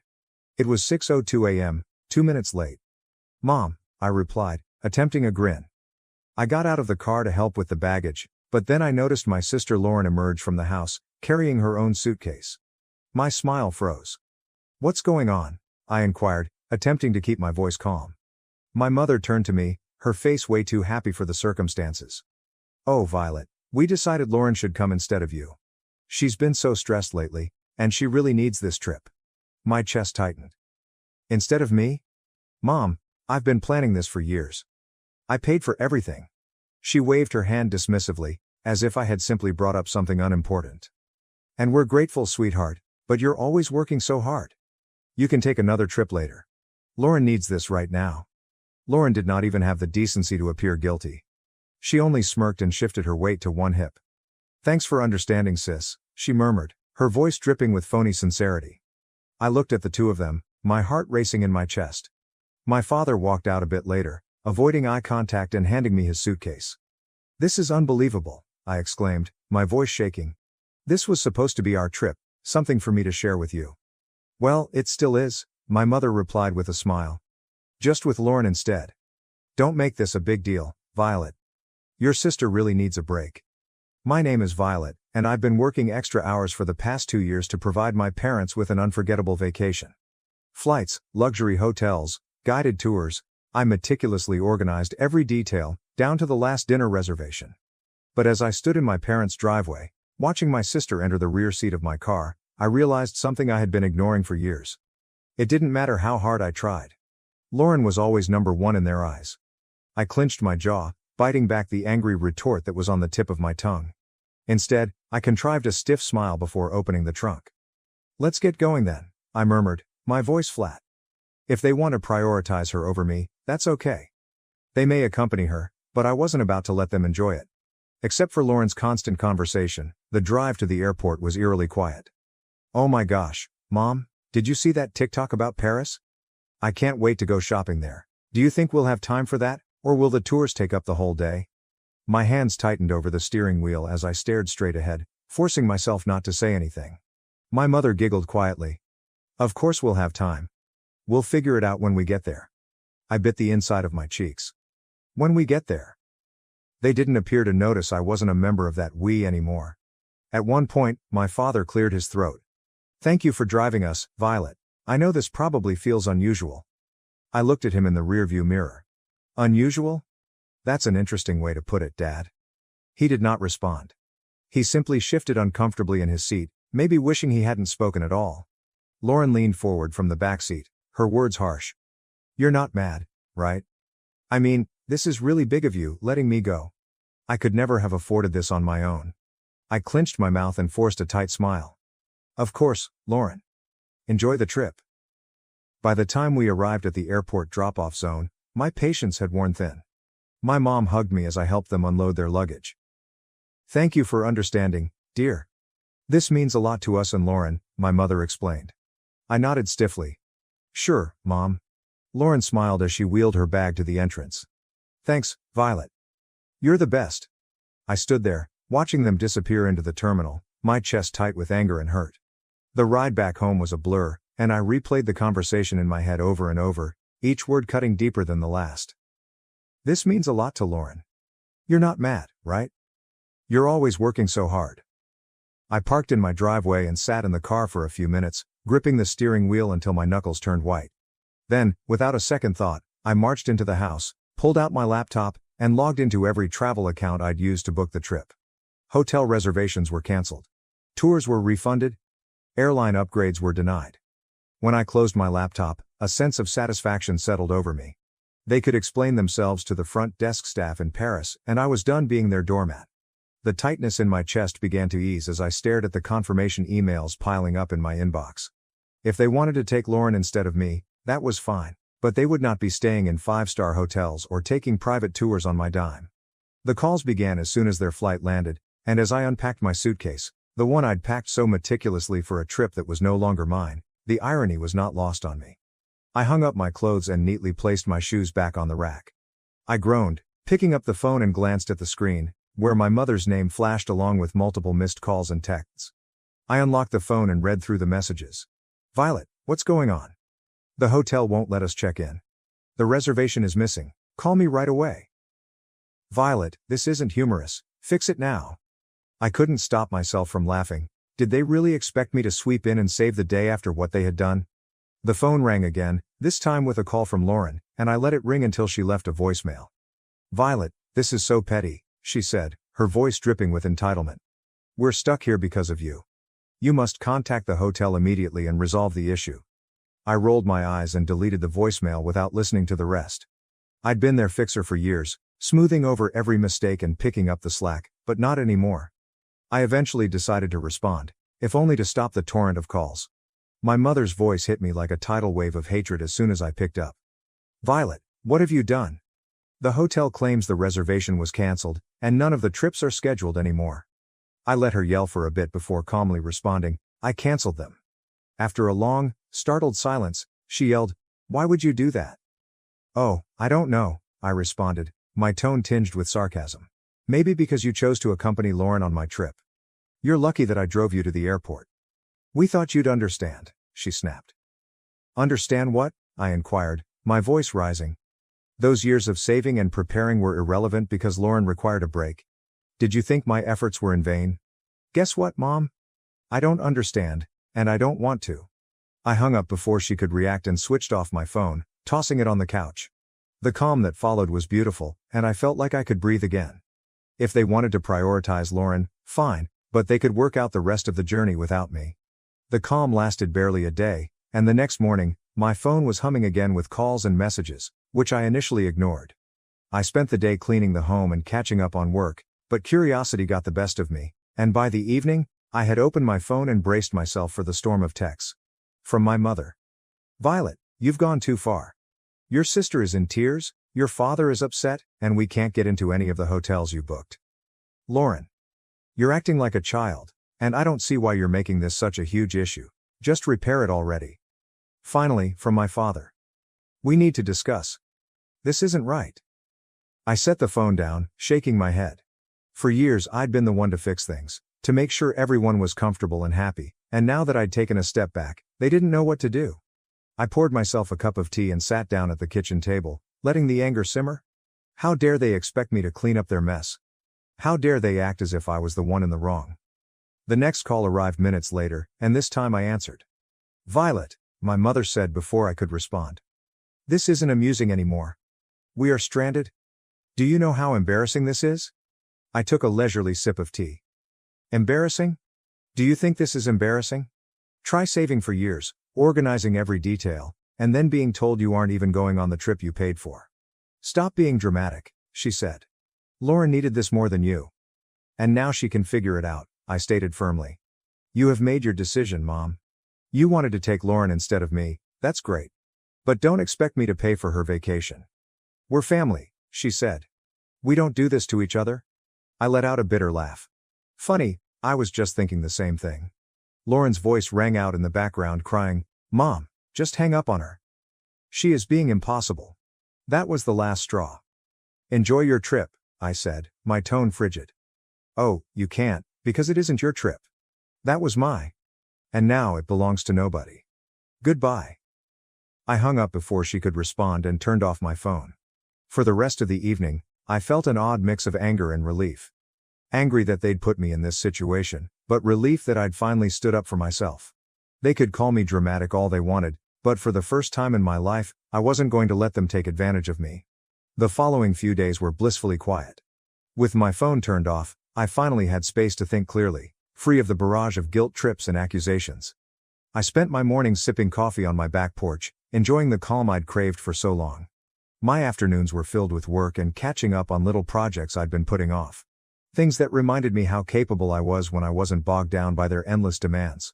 But on the third day, curiosity got the better of me, and I turned on my phone to find over a dozen voicemails waiting for me, the first few of which were from my mother, who became increasingly upset with each one. Violet, you should call me back right now. This has gone too far. I cannot believe you are doing this. You have embarrassed us. We are your parents. How could you treat us like this? Then followed Lauren's messages, full of the same entitled tone she'd always used. This is so petty, even for you. You are wrecking everything. Just fix it, Violet. Finally, my father's voice, lower but no less pointed. Violet, I don't understand what's happened to you. Call us back so we can work this out. I paused before listening to my mother's final voicemail, which was lengthy and filled with frustration and exhaustion. Violet, she said. We are back at the airport now. The trip is destroyed, and I hope you are satisfied with yourself. Your sister is upset, and your father and I are beyond disappointed. Call us when you're ready to speak. I deleted the voicemails without responding because I wasn't prepared to talk, and I honestly didn't know if I ever would be. This wasn't a one-time error, it was the sum of years of them putting Lauren first and expecting me to accept it with a smile. As the hours passed, I reflected on all the times I'd been overlooked or dismissed, every holiday where Lauren's whims dictated the plans, every family gathering where my accomplishments were treated as afterthoughts. This trip had been the tipping point, but the cracks had been forming for years. Grace arrived abruptly that evening, carrying 2 cups of coffee and an evident air of inquiry. I heard about what happened, she continued, placing the coffee on the table. Your mom called me yesterday. Of course, she had. My mother was always adept at enlisting sympathizers to coerce me into obedience. And? I inquired, taking a sip. Grace shrugged, a sneaky smile forming on her face. I told her you were probably busy and would get back to her when you were ready. I laughed and shook my head. You're the best. No, you're the best, she continued, her tone becoming more serious. Because you finally stood up for yourself. I understand how difficult that is, Violet. Do not let them drag you back down. Her words stayed with me long after she departed. Grace was correct. I'd spent far too long bending over backwards to please people who didn't seem to care about my efforts. It was time to halt that cycle once and for all. By the weekend, I had a strange sense of clarity. The anger was still simmering beneath the surface, but it was joined by something I hadn't felt in years. Freedom. Freedom from their endless expectations. Freedom from being the family's fixer. Freedom to finally live on my own terms. But, as expected, the silence did not last long. It was Sunday afternoon when I received a phone call from my father, which I decided to answer. Violet, he said, his voice heavy with exhaustion. Your mother wanted me to call. She believes you will listen to me. Go on, I murmured, reclining back in my chair. He sighed. Look, things have gotten out of hand. Your mother is outraged, Lauren is enraged, and everything is simply a mess. But you are better than this. I stiffened, his words eliciting a new wave of rage. Better than what, Dad? Stand up for myself? I refuse to let you walk all over me again. That's not what I meant, he answered hurriedly. It's just that you've always been the sensible one, the one who keeps everything together. This is not like you. I let out a short, bitter laugh. You're correct. I'm not leaning over backwards to clean up your mess, which is unusual for me. He hesitated, and I thought he might finally understand my point of view, but then he replied, You're punishing the entire family for one decision. Is that actually fair? Fair, I repeated, my voice rising. You want to talk about fairness? Was it fair that you and Mom thought I wasn't significant enough to join the trip I had planned? Was it right that you replaced me with Lauren, as if I didn't matter? That's not what we were trying to do, he added defensively. We just thought Lauren needed it more. Of course you did, I yelled. You always believe she requires more, More attention, more support, more of everything. And I am always asked to make sacrifices for her. Not anymore. The silence on the other end of the line was deafening, and he eventually muttered, "I don't know what you want me to say." "I don't need you to say anything," I said, my voice firm. "I just need you to understand that I'm tired of being an afterthought. From now on, I'll come first. Goodbye, Dad." I ended the call and set the phone down, my hands trembling. For the rest of the day, I allowed myself to feel everything: anger, sadness, relief. It wasn't easy, but it felt like the beginning of something new. I wasn't the family's fixer anymore, and I wasn't going to be. They could figure out how to clean up their own messes. When my parents and Lauren returned, I was waiting for them in their driveway, sipping coffee and feeling remarkably calm as I watched their cab arrive. Lauren was the first to comment as they came out, dragging their baggage behind them, their expressions filled with tiredness and displeasure. "Well, I hope you're happy, Violet." I arched an eyebrow and remained sitting on the porch swing. "Happy about what?" "Our trip was a disaster," my mother exclaimed, waving her hand as if to dismiss the whole thing. "We spent the entire week sleeping in dirty hotels and eating bad cuisine since we couldn't afford anything decent. And don't get me started on the tours," Lauren interjected, crossing her arms. "Oh, there weren't any? Do you know how embarrassing it was to arrive and be informed there was no reservation?" I took another sip of coffee, allowing their complaints to wash over me. "Sounds rough," I finally responded calmly. "But you wanted to take Lauren, remember? I'm sure you guys had a terrific bonding experience." "That's not the point," my mother replied, her voice rising. "You knew we couldn't afford everything you'd planned. You set us up for failure." I stood up and placed my mug on the tiny table beside me. "No, Mom, I didn't set you up for anything. I planned a trip for the three of us, something unique that I had been saving for years. You are the ones who decided to cut me out at the last moment." My father eventually spoke up, his tone calmer but no less accusatory. "You didn't have to cancel everything, Violet. That was extreme." "Was that it?" I asked, folding my arms. Why should I have paid for a trip to which I had not even been invited? If Lauren needed it so much, you should have organized it yourself. You're lucky I didn't cancel your return flight. Lauren rolled her eyes. You are so dramatic. It's only money, Violet. And you're so entitled, I shot back, my patience now fraying. Do you know how much effort and sacrifice went into preparing that trip? Or do you simply believe that things will emerge for you because someone else takes care of them? They stood there, surprised and silent for a time. I've spent years being the responsible one, I said, my voice steady but forceful. The one who fixes things, prepares things, and ensures everything works well. And you've spent just as long taking everything for granted. That's not fair, my mother began, but I intervened by raising a hand. No, Mom. What is unfair is the way you treated me. You chose Lauren above me, like you usually do. So I decided to stop being your doormat. You did not want me on the trip? Fine. But you don't get to reap the advantages of my hard work without me. I grabbed my bag from the porch swing and turned to leave. I'm glad you're safe, but don't expect things to return to normal. I'm finished.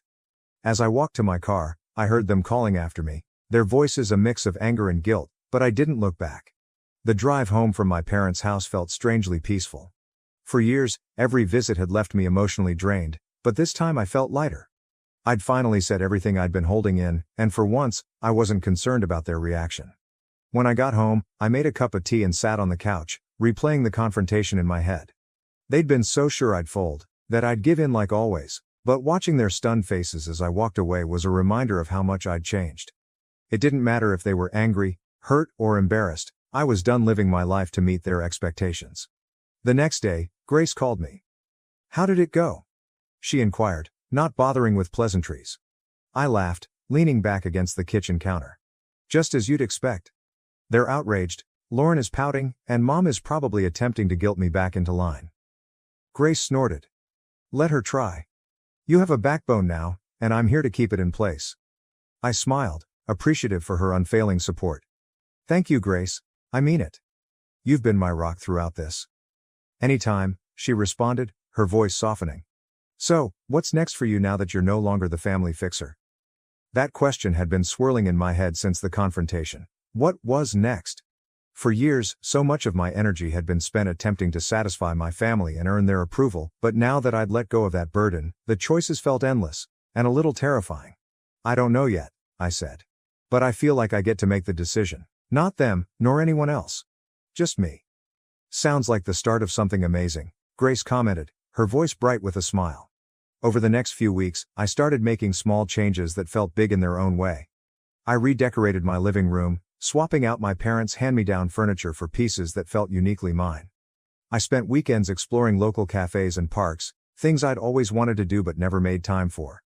And I started journaling, writing down my thoughts and dreams without filtering them through the lens of what others might think.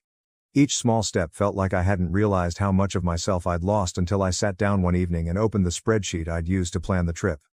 The canceled reservations stared back at me, and I didn't feel a pang of regret, but rather a surge of determination. That money had been meant for a once-in-a-lifetime experience, and I wasn't going to let it go to waste. I closed the spreadsheet and opened a new browser tab and typed solo travel ideas. A few weeks after my parents' return, I booked a solo trip to Italy. It wasn't the same itinerary I'd planned for them, and it wasn't about proving a point anymore.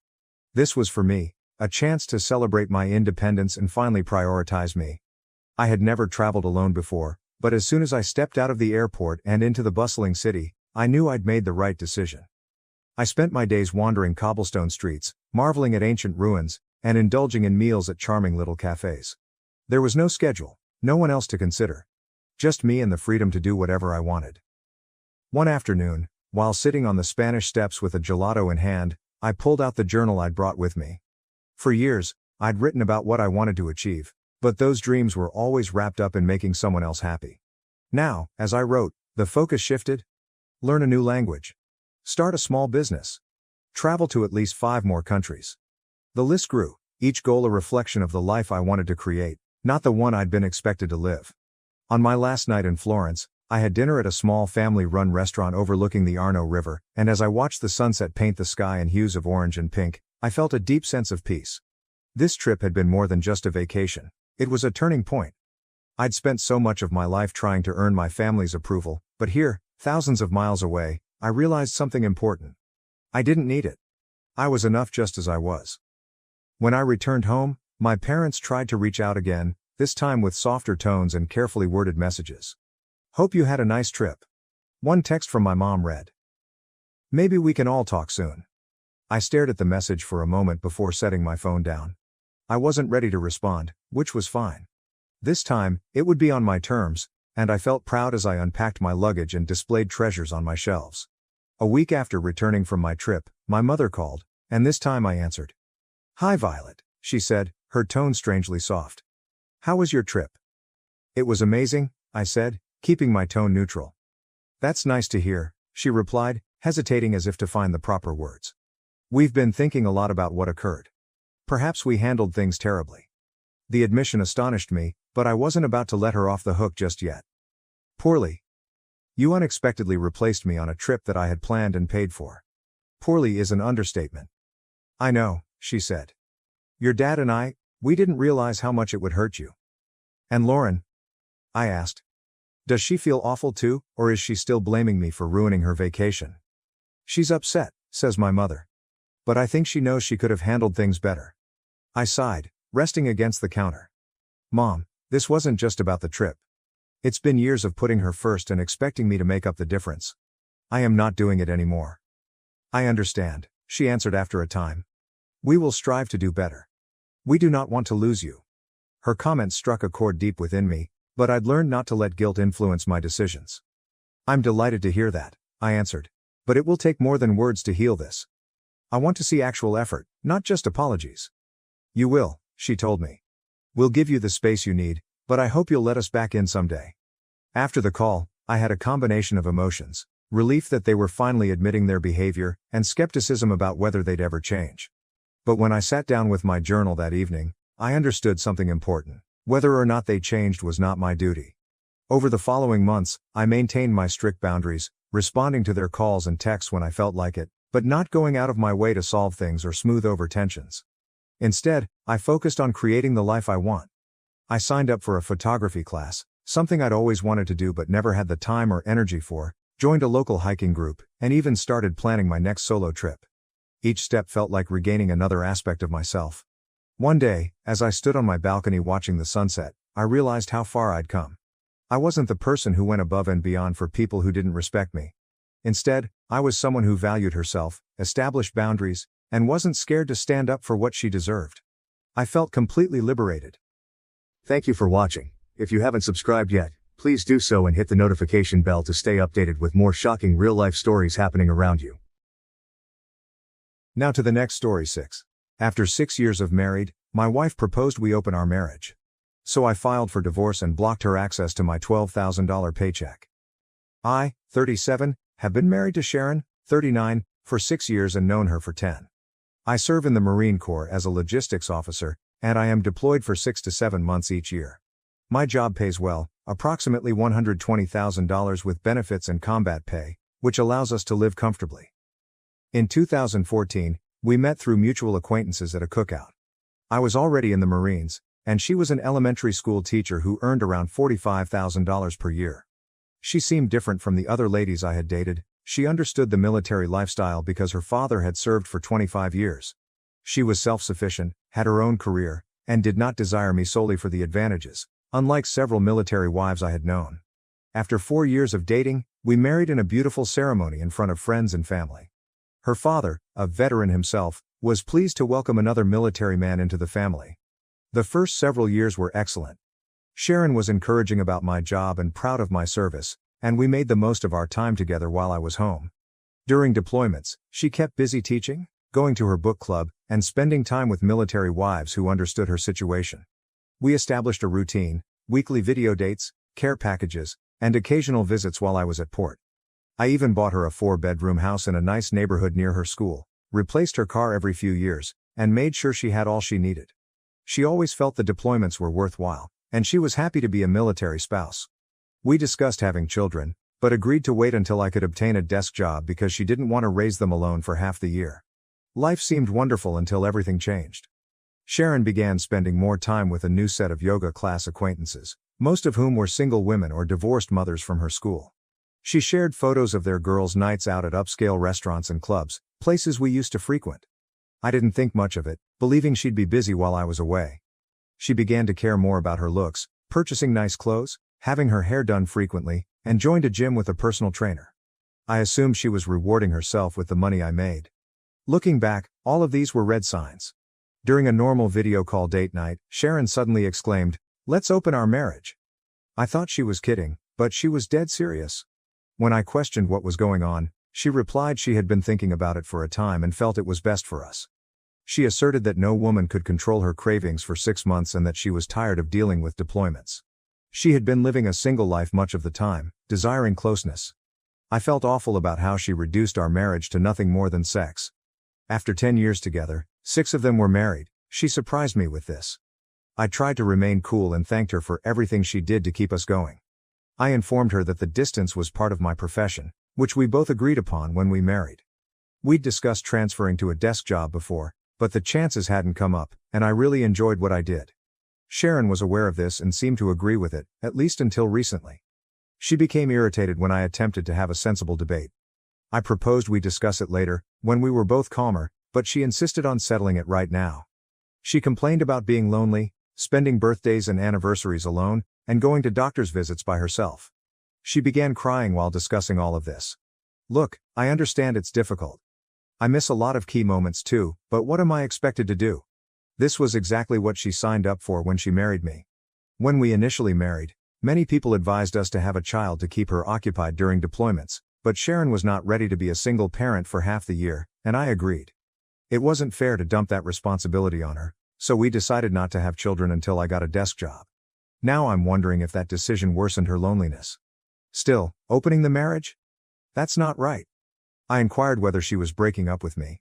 She responded, "No, I love you. I could never leave you. I want to grow old with you.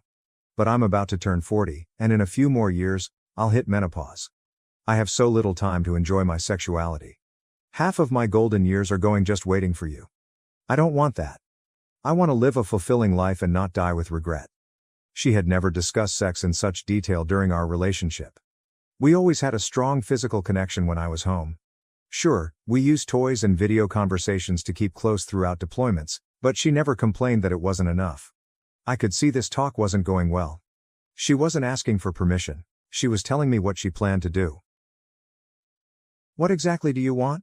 I inquired, despite my fear of hearing the truth. She stared at me through the screen and said, I want to open this marriage and meet other men. I have needs, and they must be met. I'm doing this whether you like it or not. The lady I married, who pledged to remain faithful through everything, was sitting there telling me she was going to sleep with other males, and there was nothing I could do about it. I tried to remain calm, even though I wanted to strike something. So you want to sleep with other men while still being married to me? I said. When she nodded, I asked how this would help her loneliness. Would these random males care for her while she was sick or celebrate her birthday? She stated she wasn't sure if it would be physical or if she would date them, but whatever happened, she loved me and only me. They'd only be fillers while I was gone. When I get home, she will be all mine. As if I'm supposed to be okay with sharing my wife for half of the year. Then I questioned how long this would last. A few years or forever? She had not made a decision. I questioned if she had already cheated on me. She snapped, if I wanted to cheat, I wouldn't be having this conversation. She thought being honest about wanting to sleep with other males was preferable to lying about it. There's some warped logic there. I inquired whether I had any say in this. She claimed her mind was made up. If she didn't do this, she would go insane. My head was throbbing. I informed her that I needed time to consider. She simply hung up without saying goodbye. What makes this situation even more messed up? I just left home 3 or 4 weeks ago after 3 months together. Throughout my absence, everything appeared to be in order. We flew to Hawaii for our second honeymoon, fixed up the house as she requested, and even discussed eventually trying for a baby next year. She was very lovey-dovey the entire time, always discussing our future together. The day I left, she was grieving and making preparations for my next leave. We had even started saving money for our future child. I was looking for opportunities at the nearby base so I could spend more time at home. That's how committed we were to starting a family. When I inquired the next day why she didn't bring it up while I was there, she stated she didn't feel the need for other males around me. That's when something clicked. She's undoubtedly met someone at her new gym or through those single buddies.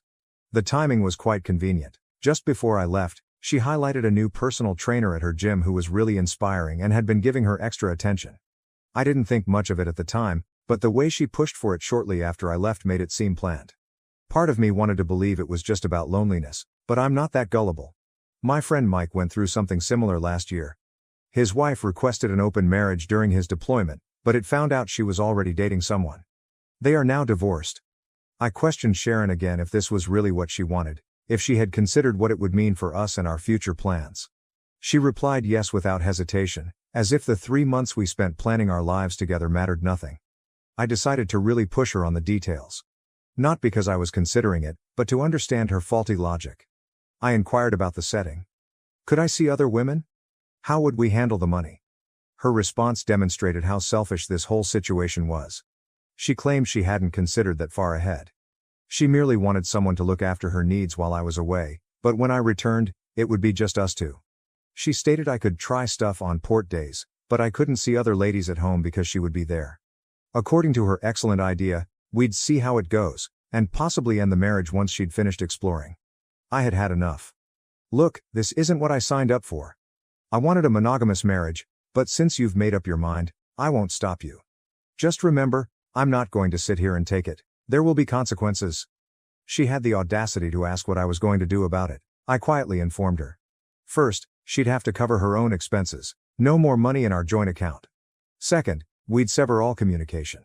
I didn't want calls or texts when she was occupied with her business. Third, I might start seeing other women, with no restrictions from her. She laughed and said she knew I'd come along, that she was excited, and that it would be enjoyable. Then she said, I know you won't go too far. How can you leave such a ravishing beauty? And began removing her clothes. I shut that down quickly. My conditions begin today. Have fun. Then I hung up. That was it.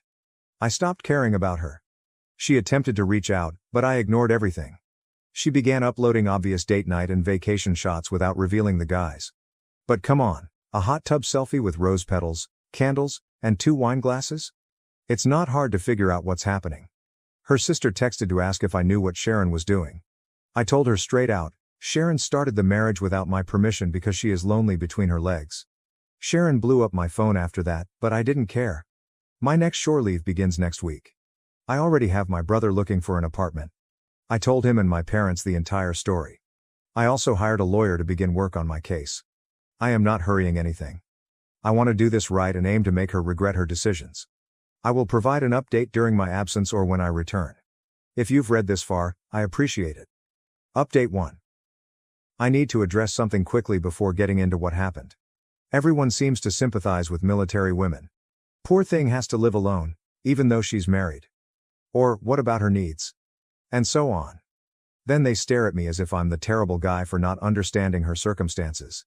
Yes, everything people say about it being difficult is correct, but nobody compelled her to marry me. She lives in our 4-bedroom house with a pool, which she could never afford as a teacher's salary. She drives a new BMW I bought for Christmas last year, carries Louis Vuitton luggage, and wears a Cartier watch that costs more than her monthly salary. Every summer, we take a vacation in Europe or the Caribbean. She has her hair done at luxury salons, attends yoga retreats, and never has to worry about bills. But it's funny how no one discusses these privileges when they're feeling sorry for her. She was living like a queen on my wages and complained about being lonely. Let me tell you something, keeping faithful isn't easy for us either. We travel across the world, stop at various ports, and have access to almost any luxury we desire. At the harbor, beautiful women are throwing themselves at soldiers in uniform. The majority of them do not care if you are married. My friends joke that I could have a girlfriend in every country if I wanted, but I've always remained faithful since that's what marriage means to me. Some of us continue to be faithful to our wives, but no one recognizes our efforts. They just presume that all military personnel cheat. Now for what transpired during my leave. I did not return to our residence. I couldn't bear the thought of being in the same bed as her other male partners. My brother had secured me an apartment in one of the town's new luxury towers. I spent the first few days with him and his family. My sister-in-law was upset when she learned what Sharon did. They used to be good friends. I brought my niece and nephew camping for the weekend, something I'd been promising them for years. The kids were asking where Aunt Sharon was, and I felt terrible having to make up explanations. Then I spent time with my parents in our hometown and caught up with old acquaintances, all of whom claimed they had never trusted Sharon. I shared everything on social media, not to be petty, but to show her that I wasn't sitting around depressed without her. My shore leave usually consists of these high-profile military parties, fancy gatherings held at 5-star hotels that Sharon always enjoyed attending. Not everyone is invited to these events. It's largely top commanders and their wives, politicians, and prominent citizens in town. These parties were significant for her social standing.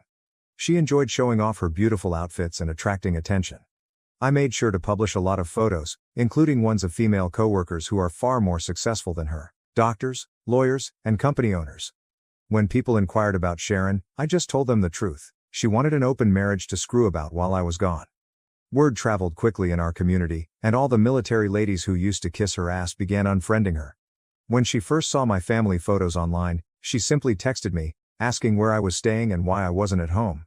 Then she switched to, "Okay, I'll give you space. I'll wait for you," as if she was doing me a favor. However, when she saw the party photos, she lost it. She began contacting me about how I abandoned her, wondering if we hadn't agreed to be normal. When I got home, she started messaging me at 2 a.m. about how much she missed our life together and how all these other guys didn't matter. I did not respond to any of it. After months of silence, I eventually said, "I never agreed to this. You did what you wanted. Now I'm doing what I want." She responded with some gibberish about waiting for me to come back when I'm done, as if I were a child acting out. She truly believed she could simply stop our marriage while she had her pleasure and then resume when she was finished exploring. A few months later, she contacted me, expressing a need to discuss the terms of our open marriage, as if we could sit down over coffee and arrange when she could cheat. I shut it down quickly. "Do whatever you want. I'm not playing this game."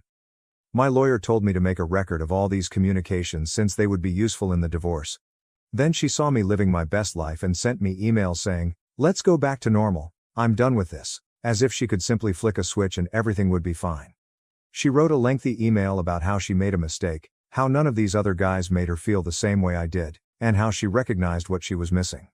She stated that she would do anything to save our marriage. I simply said, "Ha," and went on with my day. My mother, who hasn't spoken to Sharon since this incident, said it best. She didn't expect you to choose your dignity over her. Sharon unexpectedly dropped by my apartment one day. I have no idea who told her where I lived. I only shared my address with close family and a few trusted pals. Someone must have snitched, but I don't want to know who at this time. I was getting ready to go for a workout when I heard a knock. She looked totally different from when I left. She had lost weight, colored her hair blonde, and was wearing a tight outfit she had never worn before. She stood there, nervous, and asked why I wasn't staying at our house. I told her straight out that I had no intention of living with someone who disrespected our marriage. She didn't like that response at all. "I thought we could figure this out," she replied, as if we were having a little argument over which color to paint the kitchen. I just looked at her and said, "You made your choice. Now I'm making mine." She burst into tears and told me how everyone in our social circle was ignoring her. None of my friends' spouses spoke to her anymore. These were women who used to be her best pals. They'd go shopping together, take spa days, and organize dinner parties. They wanted nothing to do with her. All those lavish parties she enjoyed, nobody invited her anymore. It turns out that being known as the wife who started her marriage while her spouse was deployed has a negative impact on your social status. "What do you want then?" she inquired through tears. I just answered, "You'll find out soon enough." She looked concerned and added, "You met someone, right? You love her, don't you? Are you seeing her?" I couldn't help but laugh. She was the one who wanted to see other people, but suddenly she was jealous of the idea of me with someone else. She continued to beg for answers, but I had had enough. I just cried, "Get out." And she went, claiming I'd regret betraying her trust. The irony of the sentence: my lawyer had already prepared the divorce paperwork. I planned to have her served once I returned to see so she wouldn't come crying into my apartment again. She wanted to open things up? Fine. I was about to initiate divorce proceedings. My attorney served her on the day I left the shore. She contacted me in a frenzy, shouting about how I had betrayed her and left her broken, as if she were the victim in all of this. Then she called my lawyer and said she would fight the divorce until the end and would not let me go, as if she had a choice in the matter. She also tried to play the victim role with my parents, calling them and wailing about how I had taken her by surprise and how she had no idea what was coming. That backfired very quickly. They already knew everything and told her just how they felt about her behavior. They promptly blocked her number. Then her mother called me. Sharon has been telling everyone that we had agreed to open our marriage. She had convinced her entire family that this was a mutual decision. Her mother said they felt it was strange but assumed it was our personal choice. I shut that down quickly. No way. I already told your other daughter the truth months ago. I was never on board with this filthy idea of hers. Her mother began talking about how Sharon's mental health was deteriorating because everyone had cut her off. All those beautiful gatherings she used to like going to? Nobody invites her anymore. The other officers' wives refuse to speak to her. Her mother truly expected me to feel horrible about this. I thought to myself, why would my friends keep inviting her when she's not even my wife anymore? "Is there any chance you could work things out?" her mother inquired.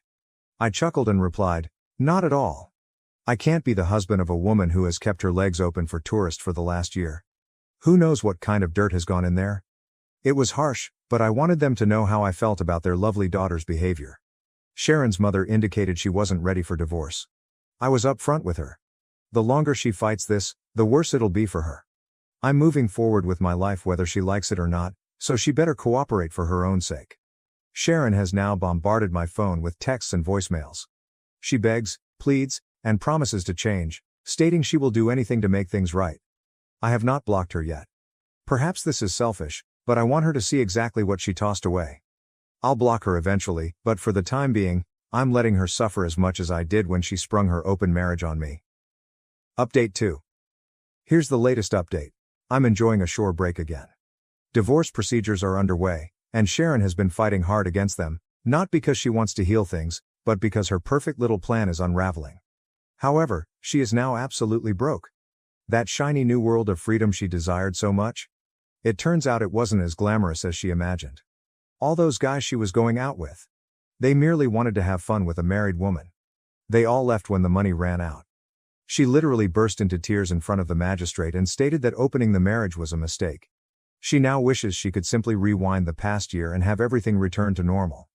After I denied her access to our joint account, she depleted her funds in an attempt to maintain her lifestyle. Within a year, she'd gotten through everything. Her teacher's paycheck barely covers rent now, let alone the fashionable outfits she's grown accustomed to. That's the problem about living large. Once you're acclimated to it, there's no turning back. When she first disclosed the marriage and I withdrew my money, she assumed it was only temporary. She assumed she could rely on her savings until I came to my senses and began subsidizing her lifestyle. That was her wonderful plan. Be a faithful wife during my breaks and then go crazy while I'm overseas. Her strategy failed miserably. She begs for another opportunity at each court session, saying, "Let's start over." It's easy for her to say. She wasn't the only one who had to deal with shame and trauma. Do you know what truly gets me? She purposefully dropped the open marriage notion just before my deployment began, leaving herself 6 months to do anything she wanted before I returned. Those first months at sea were terrible. You're stuck out there with nothing but the ocean around you, no distractions, just staring at the water and thinking about what's going on at home. Sometimes the dark thoughts are really unpleasant. I can't express how difficult it was to keep myself together. Anyway, the divorce is virtually complete. Just one more court date. Even though she is dissatisfied, the asset distribution has been settled and is fair. I'm selling my house. I can't bear the thought of remaining in a place where she wrecked our marriage. She can't buy me out since she can't afford half the price. That's fine with me. I don't want to cling on to anything from that existence. I truly enjoy my new life. I'm doing better than ever, I've met new people, established a strong routine, and feel free to live my life the way I want. I am not bitter about what happened. Honestly, I'm glad I didn't let her decisions ruin my future. I'm not looking to date right now, but I'm open to anything that comes along. I've blocked Sharon on all of my social media sites, but she keeps creating new profiles to stalk me. I can see them easily, but I let her look. Let her know exactly what she gave up. Her Instagram used to be all about extravagant parties, exotic travels, and beach photos. Now it's only melancholy statements about regret and second chances. I suppose that's what happens when you mess up a good thing. Thank you for watching. If you haven't subscribed yet, please do so and hit the notification bell to stay updated with more shocking real-life stories happening around you. Now to the next story 7. I got fired after insulting the owner's disabled daughter. Although my work performance has been praised, my boss decided I wasn't a good fit. This happened on Friday. I've been drowning my sorrows all weekend, dreading the fact I have to start looking for a new job. Explaining why I got fired from my old job is going to be fun. I'm typing it up here to try and organize my thoughts in my head, because right now, it's all a mess. I had been with the company for 3 months and was still on orientation. My job was sales/advertising. As the new guy, I was given existing accounts to manage, which consisted of providing customer service and convincing my clients to spend more money on advertising. All of these accounts already had their ad campaigns done, and if they wanted something new, the account was transferred to a senior account manager who would work with our advertising guys to put something together for the customer. Eventually, I hoped to have that job, but I had to pay my dues by proving I could maintain existing accounts and convince them to spend more money first. Everything was going great, until last week, when we were scheduled to have our quarterly retreat. Since we were the main regional office in the area, all of the employees from the satellite locations came to our office for the retreat. The owner of the company rarely visits our office. He's been overseeing the setup of a new satellite office for the last year, according to my coworkers. But, he was there for the retreat, as was his disabled daughter Amy. Not her real name, for the sake of privacy. One of my coworkers told me Amy works at one of the satellite offices and I probably wouldn't have much interaction with her, but I should be nice. That seemed like a no-brainer. I'm nice to everyone, regardless. I won't claim to be an expert on Amy's disability, but it seemed like she had childlike mannerisms and struggled with expressing herself. She also had some problems with motor skills. I'll describe the only interaction I had with her prior to the incident. I went to refill my coffee and Amy was in front of me, getting her coffee. I watched her struggle with getting condiments added and putting the lid on, so I politely asked if she needed any help. She thanked me, said she did, and let me finish making it. While I was making it, she said she hated coffee, but her dad made her drink it because she had to, in a loud voice, always alert. I smiled, said that was definitely important, and handed her the cup. She thanked me again and went back to the office her dad was using, where she had been most of the day. I felt like I had been a good Samaritan and went on my way. Most of the retreat is team-building exercises. Prior to the incident, Amy only participated in the puzzle race, where groups put puzzles together without the box art to see which team could finish faster. Amy wasn't in my group, so I didn't have any interaction with her there. Neither of our teams won. The big event, and the one that everyone seemed the most excited for, was the last activity of the day. Our boss gave us a list of potential clients. We were supposed to select 3 as a group, and put together something to attract the customer. We were told we would be judged on our creativity. My group explained that we could do pictures, slogans, jingles, whatever we wanted. Each person expected to work on one individually, then work with their group to polish it up before it was presented to everyone. It was kind of a big deal because at previous retreats, there would be clients on the list the owner was already close to bringing on board, and if you impressed the owner, you might just land that account. I went with a jingle, rhymed a few words, and recorded it. It was silly but fit the brand. My group gave me some pointers, we made some improvements, and I recorded the final product for submission. I helped my team with their projects until it was time to turn everything in. After everything was turned in, we gathered in the big conference room to critique each other. The owner went through them one by one. If it was a picture or storyboard, he'd put it up, read it, and we'd make comments. Good or bad. There were some that were great which drew a lot of compliments, and some that were really bad, which we laughed about as a group. You could tell the senior account managers didn't care much about the exercise or put much effort into their pitches. Nobody seemed to get upset or offended, regardless of the feedback. When my jingle was played, it got a lot of comments, not all of them good, and I took the feedback with a smile. After getting my feedback, I felt a little more comfortable about sharing my thoughts on other presentations. I gave what I thought was valuable feedback to a few products, laughed at a couple others, and then a rather crude drawing was put up for the exact same company I had chosen. I immediately joked that, well, at least my jingle was better than that. Did a 3-year-old draw it? And laughed. To absolute silence. I was really confused because plenty of people had made jokes and everyone laughed. Instead, a few people looked at me like I was disgusting and the owner said, well, if you don't have anything nice to say, keep it to yourself maybe? Then my boss scooted down to where I was sitting and told me I needed to go to my desk. Now, I noticed as I was gathering my things that the owner's daughter was red-faced and starting to tear up. The team building exercise was over for me. I went back to my desk and it began to sink in that the drawing must have been drawn by the owner's daughter. There was no warning or anything. The owner didn't reveal who put together what we were looking at until after a few critiques. Maybe I should have known. Everyone was joking and having fun up to that point. Someone else had a pretty bad drawing that got laughed at. Either way, I felt awful. As soon as the event was over, I approached my boss to apologize. He told me to wait for him in his office. Long story short, I was fired. My boss said since I was still on orientation, he had decided I wasn't a good fit for the company, so it was better to let me go now. He didn't outright say I was being fired for making fun of her drawing, but that's literally the only thing that I've ever gotten in trouble for. My work, up until that point, had been praised. I didn't get much time to process it because my boss had already called security, who showed up fairly quickly, and escorted me to my desk to gather my things before escorting me out of the building. An hour later, I got a call from one of my former teammates, who asked if I wanted to join the team for a drink one last time. They needed it after the retreat, and felt bad that they didn't warn me. I wasn't feeling up for it, but I wanted to try and make sense of the whole situation, so I went to the bar. In the back of my mind, I was thinking that since I'm about to start looking for a new job, a few references from former coworkers wouldn't be bad since I definitely won't be getting one from my boss or the owner of the company after everything that happened. The team explained that Amy comes to all of these retreats, and she always does some crude drawing like that. Everyone just sort of knows to say nice things about it and move on. One of my teammates said that once you've seen one of her drawings, you know what to look for. Well, I didn't, and nobody warned me. I started to get pretty upset that this was a known thing and everyone knew but me, but what could I do? I had already fucked up and it cost me my job. The team also shared more about Amy. Apparently she works at one of the satellite offices but doesn't really do anything. The people in charge of the office try to come up with stuff for her to do because she gets upset when she's bored.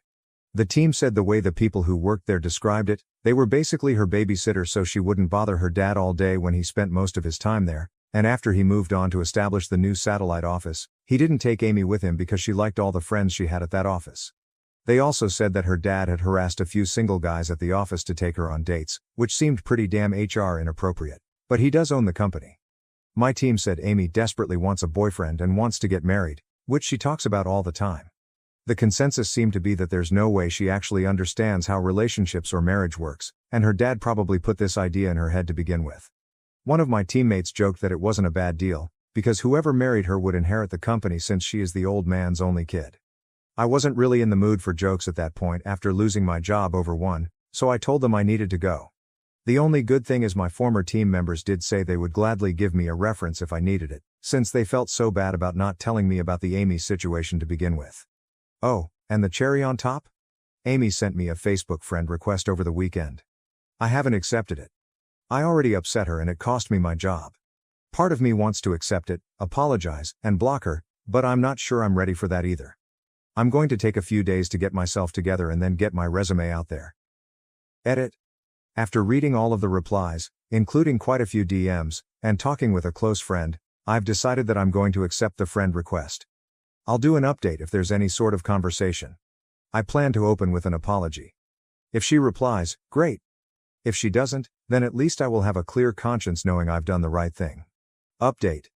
If you saw my first post, you know that I got fired because I accidentally made a joke at the expense of the company owner's disabled daughter Amy. During the last team building event of the day, we were pitching ideas for accounts, which included everything from jingles, my pitch, to storyboards to slogans to drawings. A lot of senior account managers were phoning it in, and people were making jokes about their work, which had a lot of people laughing. I got some jokes about my pitch, and got a little overconfident, so when a crude drawing went up for the same account I did my jingle for, I made a joke about it. The joke was, well, at least my jingle was better than that. Did a 3-year-old draw it? My joke was met with stone-cold silence, and a very negative reaction from the owner of the company. What my coworkers had failed to tell me was that Amy usually submits a crude drawing, which is a lot of work for her due to her issues, and everyone knows to say a few nice things and move on. I was new and wasn't informed, so my ignorance and inappropriate response cost me my job. After meeting with my team at a bar to begin the process of drowning my sorrows, I got a friend request from Amy on Facebook. That brings us to the update. First of all, thank you to everyone who made me laugh. The first time someone joked about me accepting the friend request, marrying Amy, and taking my revenge by inheriting the company made me uncomfortable. By the third time I saw it mentioned, I couldn't help but laugh. A lot of you gave me good advice. I appreciate those who talked about legal action and what options I had. Unfortunately, I was still on orientation with my company, which is like a probationary period. During that time, they can let me go for any reason.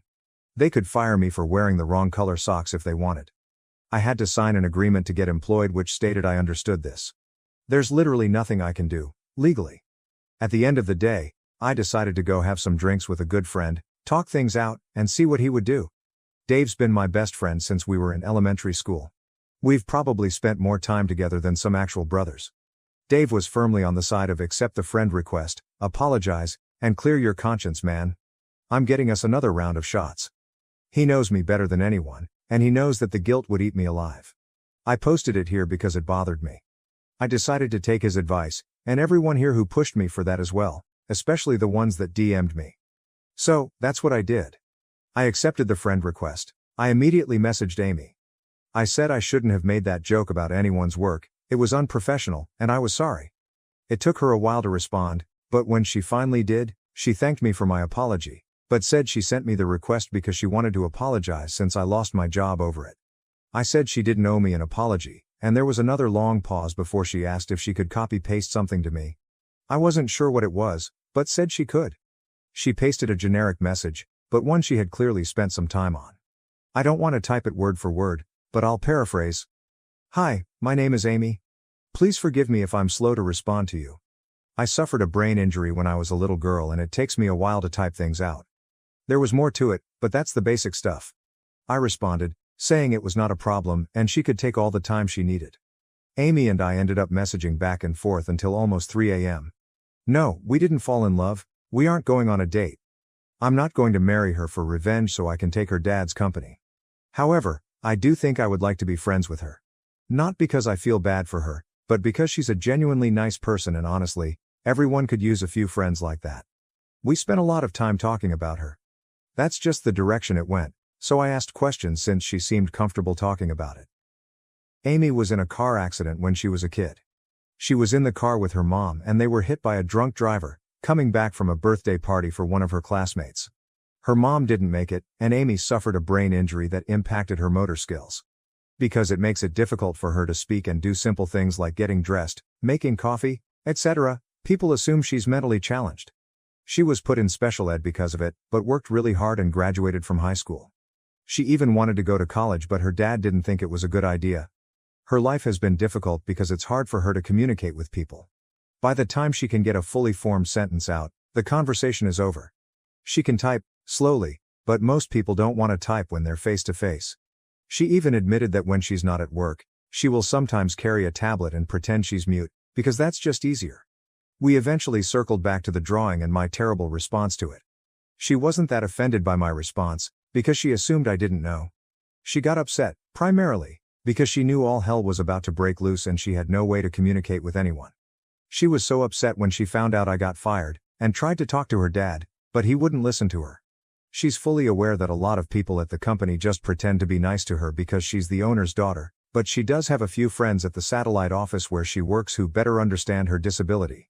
She gets frustrated because she can't truly contribute anything, but is happy when they are able to find busy work for her to do. It might take her all day to do something another person could do in a couple of hours, but it's better than sitting around bored all day. She knows she's a burden and a bother to her dad when he's around, but he's her dad and she loves him. She wishes every single day she was a daughter he could be proud of, rather than a burden. She tries talking to him via emails and text messages, but he usually doesn't respond. If they're in the same location, he'll just walk over and respond verbally, which is frustrating, because it becomes a one-sided discussion with her unable to do anything but give simple one-word answers like yes or no. She also thanked me again for helping with her coffee. She said that when she was younger, she tried to do everything by herself, and would get mad when people helped her, but now she's learned to appreciate the few who do. Most just stand there and look away, pretending to patiently wait for her to do it on her own. It was getting late for both of us at that point, really late. It takes her a long time to respond to messages.